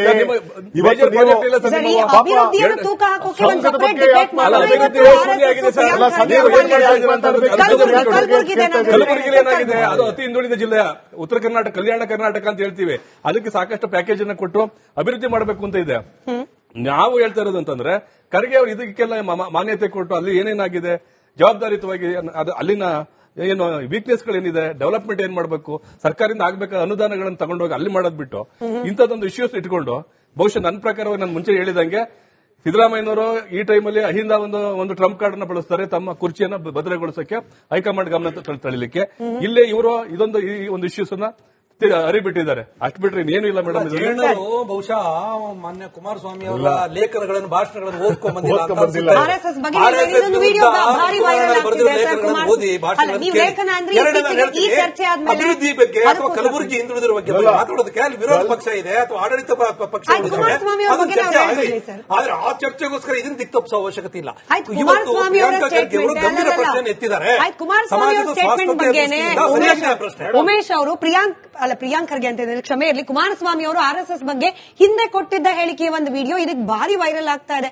ಅಂದ್ರೆ ಪಕ್ಷದ ಮೈತ್ರಿ ಬದಲಾವಣೆ ಆದ ತಕ್ಷಣ ಪಕ್ಷದ ಸಿದ್ಧಾಂತ, ಪಕ್ಷದ ನಿಲುವು ಕೂಡ ಜೆಡಿಎಸ್ ನ ಬದಲಾಗೋಯ್ತಾ ಅಂತ ಜನ ಪ್ರಶ್ನೆ ಕೇಳ್ತಾರೆ. ಅವ್ರು ಹೇಳಿದ ಮಾತೇನು ಅಂದ್ರೆ, ಅವತ್ತು ಪೇಶ್ವೆಯೊಬ್ಬನ ಮುಖ್ಯಮಂತ್ರಿ ಮಾಡೋದಕ್ಕೆ ಬಿಜೆಪಿಯವರು RSS ನವರು ಹೊರಟಿದ್ದಾರೆ ಅಂತ ಕುಮಾರಸ್ವಾಮಿ ಅವರೇ ಬಳಸಿದ್ದು. ಅದನ್ನ ಕಾಂಗ್ರೆಸ್ನವ್ರು ಹೇಳಲಿಲ್ಲ. ಕುಮಾರಸ್ವಾಮಿ ಅವರು ಹೇಳಿದ್ರು, ನಾಜಿಗಳು ಉಟ್ಕೊಂಡಾಗ್ಲೇ RSS ಉಟ್ಕೊಂಡ್ರು ಅಂತ ಹೇಳಿದವ್ರು ನಿಮ್ದೇ ಕುಮಾರಣ್ಣ ಹೇಳಿರೋದು ಸರ್. ಇವಾಗ ಬಿಜೆಪಿ ಜೊತೆ ಮೈತ್ರಿ ಅಂದ ತಕ್ಷಣ ಆಯ್ತು, ಅದು ಉತ್ತರ ಕೊಡ್ಲಿ. ಬಿಜೆಪಿ ಜೊತೆ ಮೈತ್ರಿ ಅಂದ ತಕ್ಷಣ RSS ಸಿದ್ಧಾಂತದ ಬಗ್ಗೆ ಒಲವು ಬಂದ್ಬಿಡ್ತಾ ಜೆಡಿಎಸ್ಗೆ ಅಂತ. ಹಾಗೇನಿಲ್ಲ, RSS ಬಗ್ಗೆ ಗೌರವ ಇದೆ. ಆದ್ರೆ ಗೌರವಿಸ್ಬೇಕು. ಎಲ್ಲರೂ RSS ಇಂದ ಬಂದಿದ್ದಾರೆ. ಬಹುಶಃ ಆಲ್ಮೋಸ್ಟ್ ನಿಮ್ಮಲ್ಲಿ ಕಾಂಗ್ರೆಸ್ ಇರುವಂತಹ ಅನೇಕ ನಾಯಕರುಗಳು ಸಹ RSS ಇಂದ ಬಂದಿರುವಂತ ನಾಯಕರುಗಳಿದ್ದಾರೆ. ಅಲ್ಲಿದ್ದವ್ರಿಗೆ ಬುದ್ಧಿ ನಿಮ್ಮ ಅರ್ಧ ಕ್ಯಾಬಿನೆಟ್ ಯಾರು ಸರ್? ಅದು ನಿಮ್ಮ ಅರ್ಧ ಕ್ಯಾಬಿನೆಟ್ ಜೆಡಿಎಸ್. ಸರ್, ಇವಾಗ ಪಕ್ಷ is equal to ಸಿದ್ಧಾಂತ ಅನ್ನೋ ಮಾಯ ಎಷ್ಟು ವರ್ಷ ಆಗಿದೆ ಪಾಲಿಟಿಕ್ಸ್ ಅಲ್ಲಿ. ಸಿದ್ದರಾಮಯ್ಯನವರು ಮೂಲ ಕಾಂಗ್ರೆಸ್ ಅಲ್ಲ.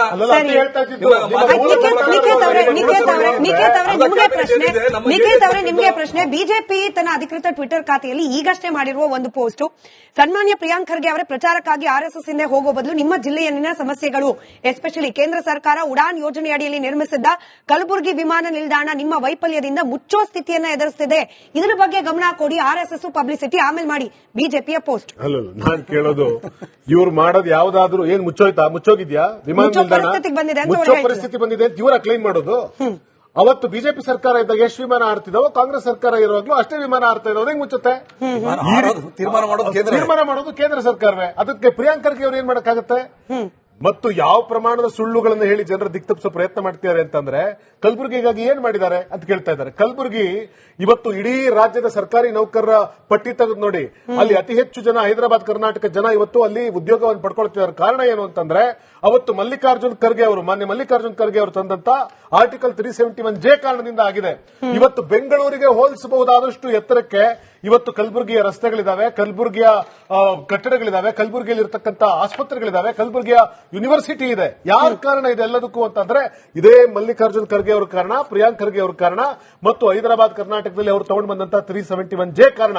ಇವತ್ತು ರಾಜ್ಯದ ಯಾವುದೇ ಸರ್ಕಾರ ಇರಲಿ, ಕಾಂಗ್ರೆಸ್ ಇರಲಿ, ಜನತಾದಳ ಇರಲಿ, ಬಿಜೆಪಿ ಇರಲಿ, ಬೇರೆ ಕಡೆಗಳಿಗೆ ಕೊಡಬೇಕಾದ್ರೆ ಬೇರೆ ಶಾಸಕರಿಗೆ ಕೊಡೋದಕ್ಕೆ ನಮಗೆ ಹಣ ಇದೆಯೋ ಇಲ್ವೋ ಅನ್ನೋ ಚರ್ಚೆಗಳು ಉಂಟಾಗುತ್ತೆ. ಆದ್ರೆ ಹೈದರಾಬಾದ್ ಕರ್ನಾಟಕದಲ್ಲಿ ಮಾತ್ರ ಯಾವ ಶಾಸಕರಿಗೂ ಈ ಒಂದು ಅಸಮಾಧಾನ ಬರೋದಕ್ಕೆ ಸಾಧ್ಯ ಇಲ್ಲ. ಯಾಕೆಂದ್ರೆ ಇಷ್ಟು ವರ್ಷಗಳಾದ್ರೂ ಕೂಡ ಪಕ್ಷಾತೀತವಾಗಿ ಯಾವುದೇ ಸರ್ಕಾರ ಬಂದು ಯಾಕೆ ಹಿಂದುಳಿದಿದೆ ಅನ್ನೋದು ದೊಡ್ಡ ಪ್ರಶ್ನೆ. ಇಲ್ಲ ಸರ್, ನಾನು ನಿಮಗೆ ಬಿಜೆಪಿಗೂ ಸೇರ್ಸ್ ಪ್ರಶ್ನೆ ಕೇಳ್ತಾ ಇದ್ದೀನಿ. ಪಕ್ಷಾತೀತವಾಗಿ ಯಾವ ಸರ್ಕಾರ ಇದ್ರು, ಜೆಡಿಎಸ್ ಸಮ್ಮಿಶ್ರ ಸರ್ಕಾರ ಇದ್ದಾಗ್ಲೂ ಸರ್, ಜೆಡಿಎಸ್ ಸಮ್ಮಿಶ್ರ ಸರ್ಕಾರದ ಭಾಗವಾಗಿದ್ದಾಗ್ಲೂ ಕೂಡ ಎಷ್ಟೆಷ್ಟು ಅಭಿವೃದ್ಧಿ ಆಯ್ತು ಅಂತ ಹೇಳಿ ಕಲಬುರಗಿ ಜನರಿಗೆ ಗೊತ್ತು. ನನಗೆ ಸಮಯ ಕಮ್ಮಿ ಇರೋದ್ರಿಂದ ಅಮೃತೆ ಸರ್, ಮತ್ತು ನಾನು ಅಸಲಿ ಹಿಂದೂಗಳೆಲ್ಲರೂ ಕೂಡ ಕಾಂಗ್ರೆಸ್ನ ಜೊತೆಯಲ್ಲಿದ್ದಾರೆ. ಅಸಲಿ ಹಿಂದೂಗಳು ಇವತ್ತು ಪ್ರಿಯಾಂಕ್ ಖರ್ಗೆ ಅವರ ಪರವಾಗಿ ನಿಲ್ತಾ ಇದ್ದಾರೆ. ಕೊಟ್ಟಿದ್ದ ಸ್ಟೇಟ್ಮೆಂಟ್ ಯಾರು? ಮತ್ತದೇ ಕಾಂಗ್ರೆಸ್ನ ನಾಯಕರುಗಳು. ಅಂದ್ರೆ ಇಲ್ಲಿ ಅವರವರ ರಾಜಕೀಯ ಭಿನ್ನಾಭಿಪ್ರಾಯಗಳು, ಅವರವರ ಸೈದ್ಧಾಂತಿಕ ಭಿನ್ನಾಭಿಪ್ರಾಯಗಳಿಗೆ ಈಗ ಹಿಂದೂ ಅಲ್ಲೂ ಕೂಡ ಅಸಲಿ ಹಿಂದೂ ನಕಲಿ ಹಿಂದೂ ಯಾರು ಅನ್ನೋ ಕನ್ಫ್ಯೂಷನ್. ಒಂದು ನೀವು ಮಾತು ಇದನ್ನು ಹೇಳ್ತಿದ್ದಾಗ ಸೇವಾದಳದ ಬಗ್ಗೆ ಹೇಳಿದ್ರಿ. ಎಲ್ಲವೂ ರಾಜಕೀಯ ಪಕ್ಷಗಳು ಅವರದ್ದೇ ಆದಂತಹ ಸೇವಾ ಮನೋಭಾವನೆಯಿಂದ. ಈಗ ಬಿಜೆಪಿಗೆ RSS ಬಂದಾಗೆ ಕಾಂಗ್ರೆಸ್ ಅಲ್ಲಿ ಸೇವಾದಳ ಇದೆ. ಇವತ್ತು ಹೋಗಿ ಸೇವಾದಳದ ಆಫೀಸ್ ನೋಡಿ, ರಾಜಕೀಯದ ಗೊಂದಲದ ಗೂಡಾಗಿದೆ. ಅದು ಆಲ್ ಪೊಲಿಟಿಕಲ್ ಪಾರ್ಟೀಸ್ ಎಲ್ಲ, ನಾನು ಇರೆಸ್ಪೆಕ್ಟ್ ಆಫ್ ಪಾರ್ಟಿ ಪಾಲಿಟಿಕ್ಸ್ ಹೇಳ್ತೀವಿ, ಎಲ್ಲ ಪೊಲಿಟಿಕಲ್ ಪಾರ್ಟೀಸ್ ರಿಟೈರ್ಡ್ ಆದವರು ಇಲ್ಲ ಯಾವುದೇ ಸ್ಥಾನ ಸಿಗದೇ ಇದ್ದವರು ಅಲ್ಲಿ ಒಂದು ರಿಹ್ಯಾಬಿಲಿಟೇಷನ್ ಸೆಂಟರ್ ಹಂಗಿದೆ. ಕುರ್ಚಿಗಾಗಿ ಕೋರ್ಟಿನವರೆಗೂ ಹೋಗಿ ಹೋರಾಟ ಮಾಡ್ತಾರೆ. ನೀವೇನೋ ಒಂದು ಪದ ಬಳಕೆ ಮಾಡಿದ್ರಿ, ಸೇವಾದಳದವ್ರನ್ನ ಕುರ್ಚಿ ಹಾಕ್ಲಿಕ್ಕೆ ಟೀ ಕೊಡಕ್ಕೆ ಅಂತಲ್ಲ. ನಮ್ಮ ಹೈಕೋರ್ಟ್ ಬಾರ್ ಅಸೋಸಿಯೇಷನ್ ಆಗ್ಲಿ, ನಮ್ಮ ಹೈಕೋರ್ಟ್ ಅಲ್ಲಾಗ್ಲಿ, ಜನವರಿ 26ಕ್ಕೆ ಧ್ವಜ ಹಾರಿಸಲಿಕ್ಕೆ ಇದನ್ನ ಜನಗಣಮನ ಹೇಳಲಿಕ್ಕೆ ಆಗಸ್ಟ್ 15ಕ್ಕೆ ಅವ್ರದ್ದು ರೆಡಿ ಒಂದು ಟೀಮ್ ಇರ್ತದೆ. ಅಲ್ಲಿಗಷ್ಟೇ ಸೀಮಿತವಾಗಿದೆ ಹೊರತು ಸೇವಾದಳದ್ದು ಅದಕ್ಕೆ ಕೋಟ್ಯಾಂತರ ರೂಪಾಯಿ ದುಡ್ಡು ಬರ್ತದೆ. ಅದನ್ನ ಬರ್ತದೆ ಸರ್, ಸೇವಾದಳ ಸರ್ ತೆಗೆದು ನಾನೇ ಕೇಸ್ ನಡೆಸಿದ್ದೀನಿ. ಆಮೇಲೆ ಇವತ್ತಿನವರೆಗೆ ಎಲೆಕ್ಷನ್ NGO ಕಾಸ್ಟ್ ಸೇವಾದಳ ಕೊಟ್ಟಿಲ್ಲ ಹೇಳಿ ಸರ್. ಎಲ್ಲ ಸರ್ಕಾರದ್ದೇ, ಸರ್ಕಾರದ ದುಡ್ಡು, ನಥಿಂಗ್. ಈಗ ನಾವೇ ಕೇಸ್ ನಡೆಸೋದು ನನಗೆ ಗೊತ್ತಿಲ್ಲ. ಒಂದು ಅಧ್ಯಕ್ಷನ ಇಳಿಸಿ ನಾವು ಕೂರಿಸ್ಕೊಂಡು NGO ಬಗ್ಗೆ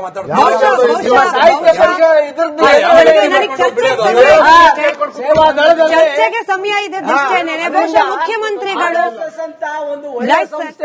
ಮುಖ್ಯಮಂತ್ರಿಗಳು ಇವತ್ತು ಮೈಸೂರಿನಲ್ಲಿ ಪ್ರತಿಕ್ರಿಯೆ ನೀಡಿದ್ದಾರೆ. ತಮಿಳುನಾಡಿನಲ್ಲಿ ಯಾವ ರೀತಿಯಾಗಿ ಕೆಲ ನಿರ್ಬಂಧಗಳನ್ನ ಹೇರಲಾಗಿದೆ, ಆ ರೀತಿಯಲ್ಲಿ ನಮ್ಮ ರಾಜ್ಯದಲ್ಲಿ ನಿರ್ಬಂಧ ಹೇರ್ಲಿಕ್ಕೆ ಸಾಧ್ಯವಾ ಅಂತ ಹೇಳಿ ಅಧ್ಯಯನ ಮಾಡ್ಲಿಕ್ಕೆ ಹೇಳಿದ್ದಾರೆ ಅಂತ ಹೇಳಿ, ಇನ್ ಕೇಸ್ ಅದಕ್ಕೆ ಪೂರಕವಾಗೋ ವ್ಯತಿರಿಕ್ತವಾಗೋ ವರದಿ ತಲುಪಿ ಸರ್ಕಾರ ಈ ನಿಟ್ಟಿನಲ್ಲಿ ಏನಾದರೂ ಹೆಜ್ಜೆ ಮುಂದಿಟ್ರೆ ಬಹುಶಃ ಮತ್ತೊಂದು ಚರ್ಚೆಗೆ ವೇದಿಕೆ ನಿರ್ಮಾಣವಾಗುತ್ತೆ. ಅವತ್ತು ಸೇವಾದಳ ಹಾಗೆ RSSನ ಸ್ಥಿತಿಗತಿಗಳ ಬಗ್ಗೆ ಕೂಡ ಚರ್ಚೆ ಮಾಡೋಣ. ಹಾಗೆ ಅಭಿವೃದ್ಧಿ ಬಗ್ಗೆ ಚರ್ಚೆ ಆಗುವ ಸಮಯದಲ್ಲಿ ಇಂಥ ಚರ್ಚೆಗಳು ನಿಜವಾಗ್ಲೂ ಎಷ್ಟು ಅವಶ್ಯಕ ಅದ್ರ ಬಗ್ಗೆ ಕೂಡ ಚರ್ಚೆ ಮಾಡೋಣ ಅಂತ ಹೇಳ್ತಾ ಧನ್ಯವಾದ ಎಲ್ರಿಗೂ ಚರ್ಚೆಯಲ್ಲಿ ಭಾಗಿಯಾಗಿದ್ದಕ್ಕೆ. ನೋಡ್ತಾ ಇರಿ ರಿಪಬ್ಲಿಕ್ ಕನ್ನಡ, ಇದು ನಿಮ್ಮ ಧ್ವನಿ. ಆರೋಗ್ಯ ಹಾಗೂ ನ್ಯೂಟ್ರಿಷನ್ ಸಿಗುತ್ತೆ, ನೋಡಿ ಬಾಡಿ ಸ್ಟ್ರಾಂಗ್ ಆಗುತ್ತೆ, ಸ್ವಲ್ಪ ತಿಂದು ಹಸಿವು ನಿಗುತ್ತೆ, ಡೈಜೆಷನ್ಗೆ ಇಲ್ಲ ಅಪಾಯ. MDH ಸೋಯಾಟಿ ಅಸಲಿ ಪ್ರೋಟೀನ್. MDH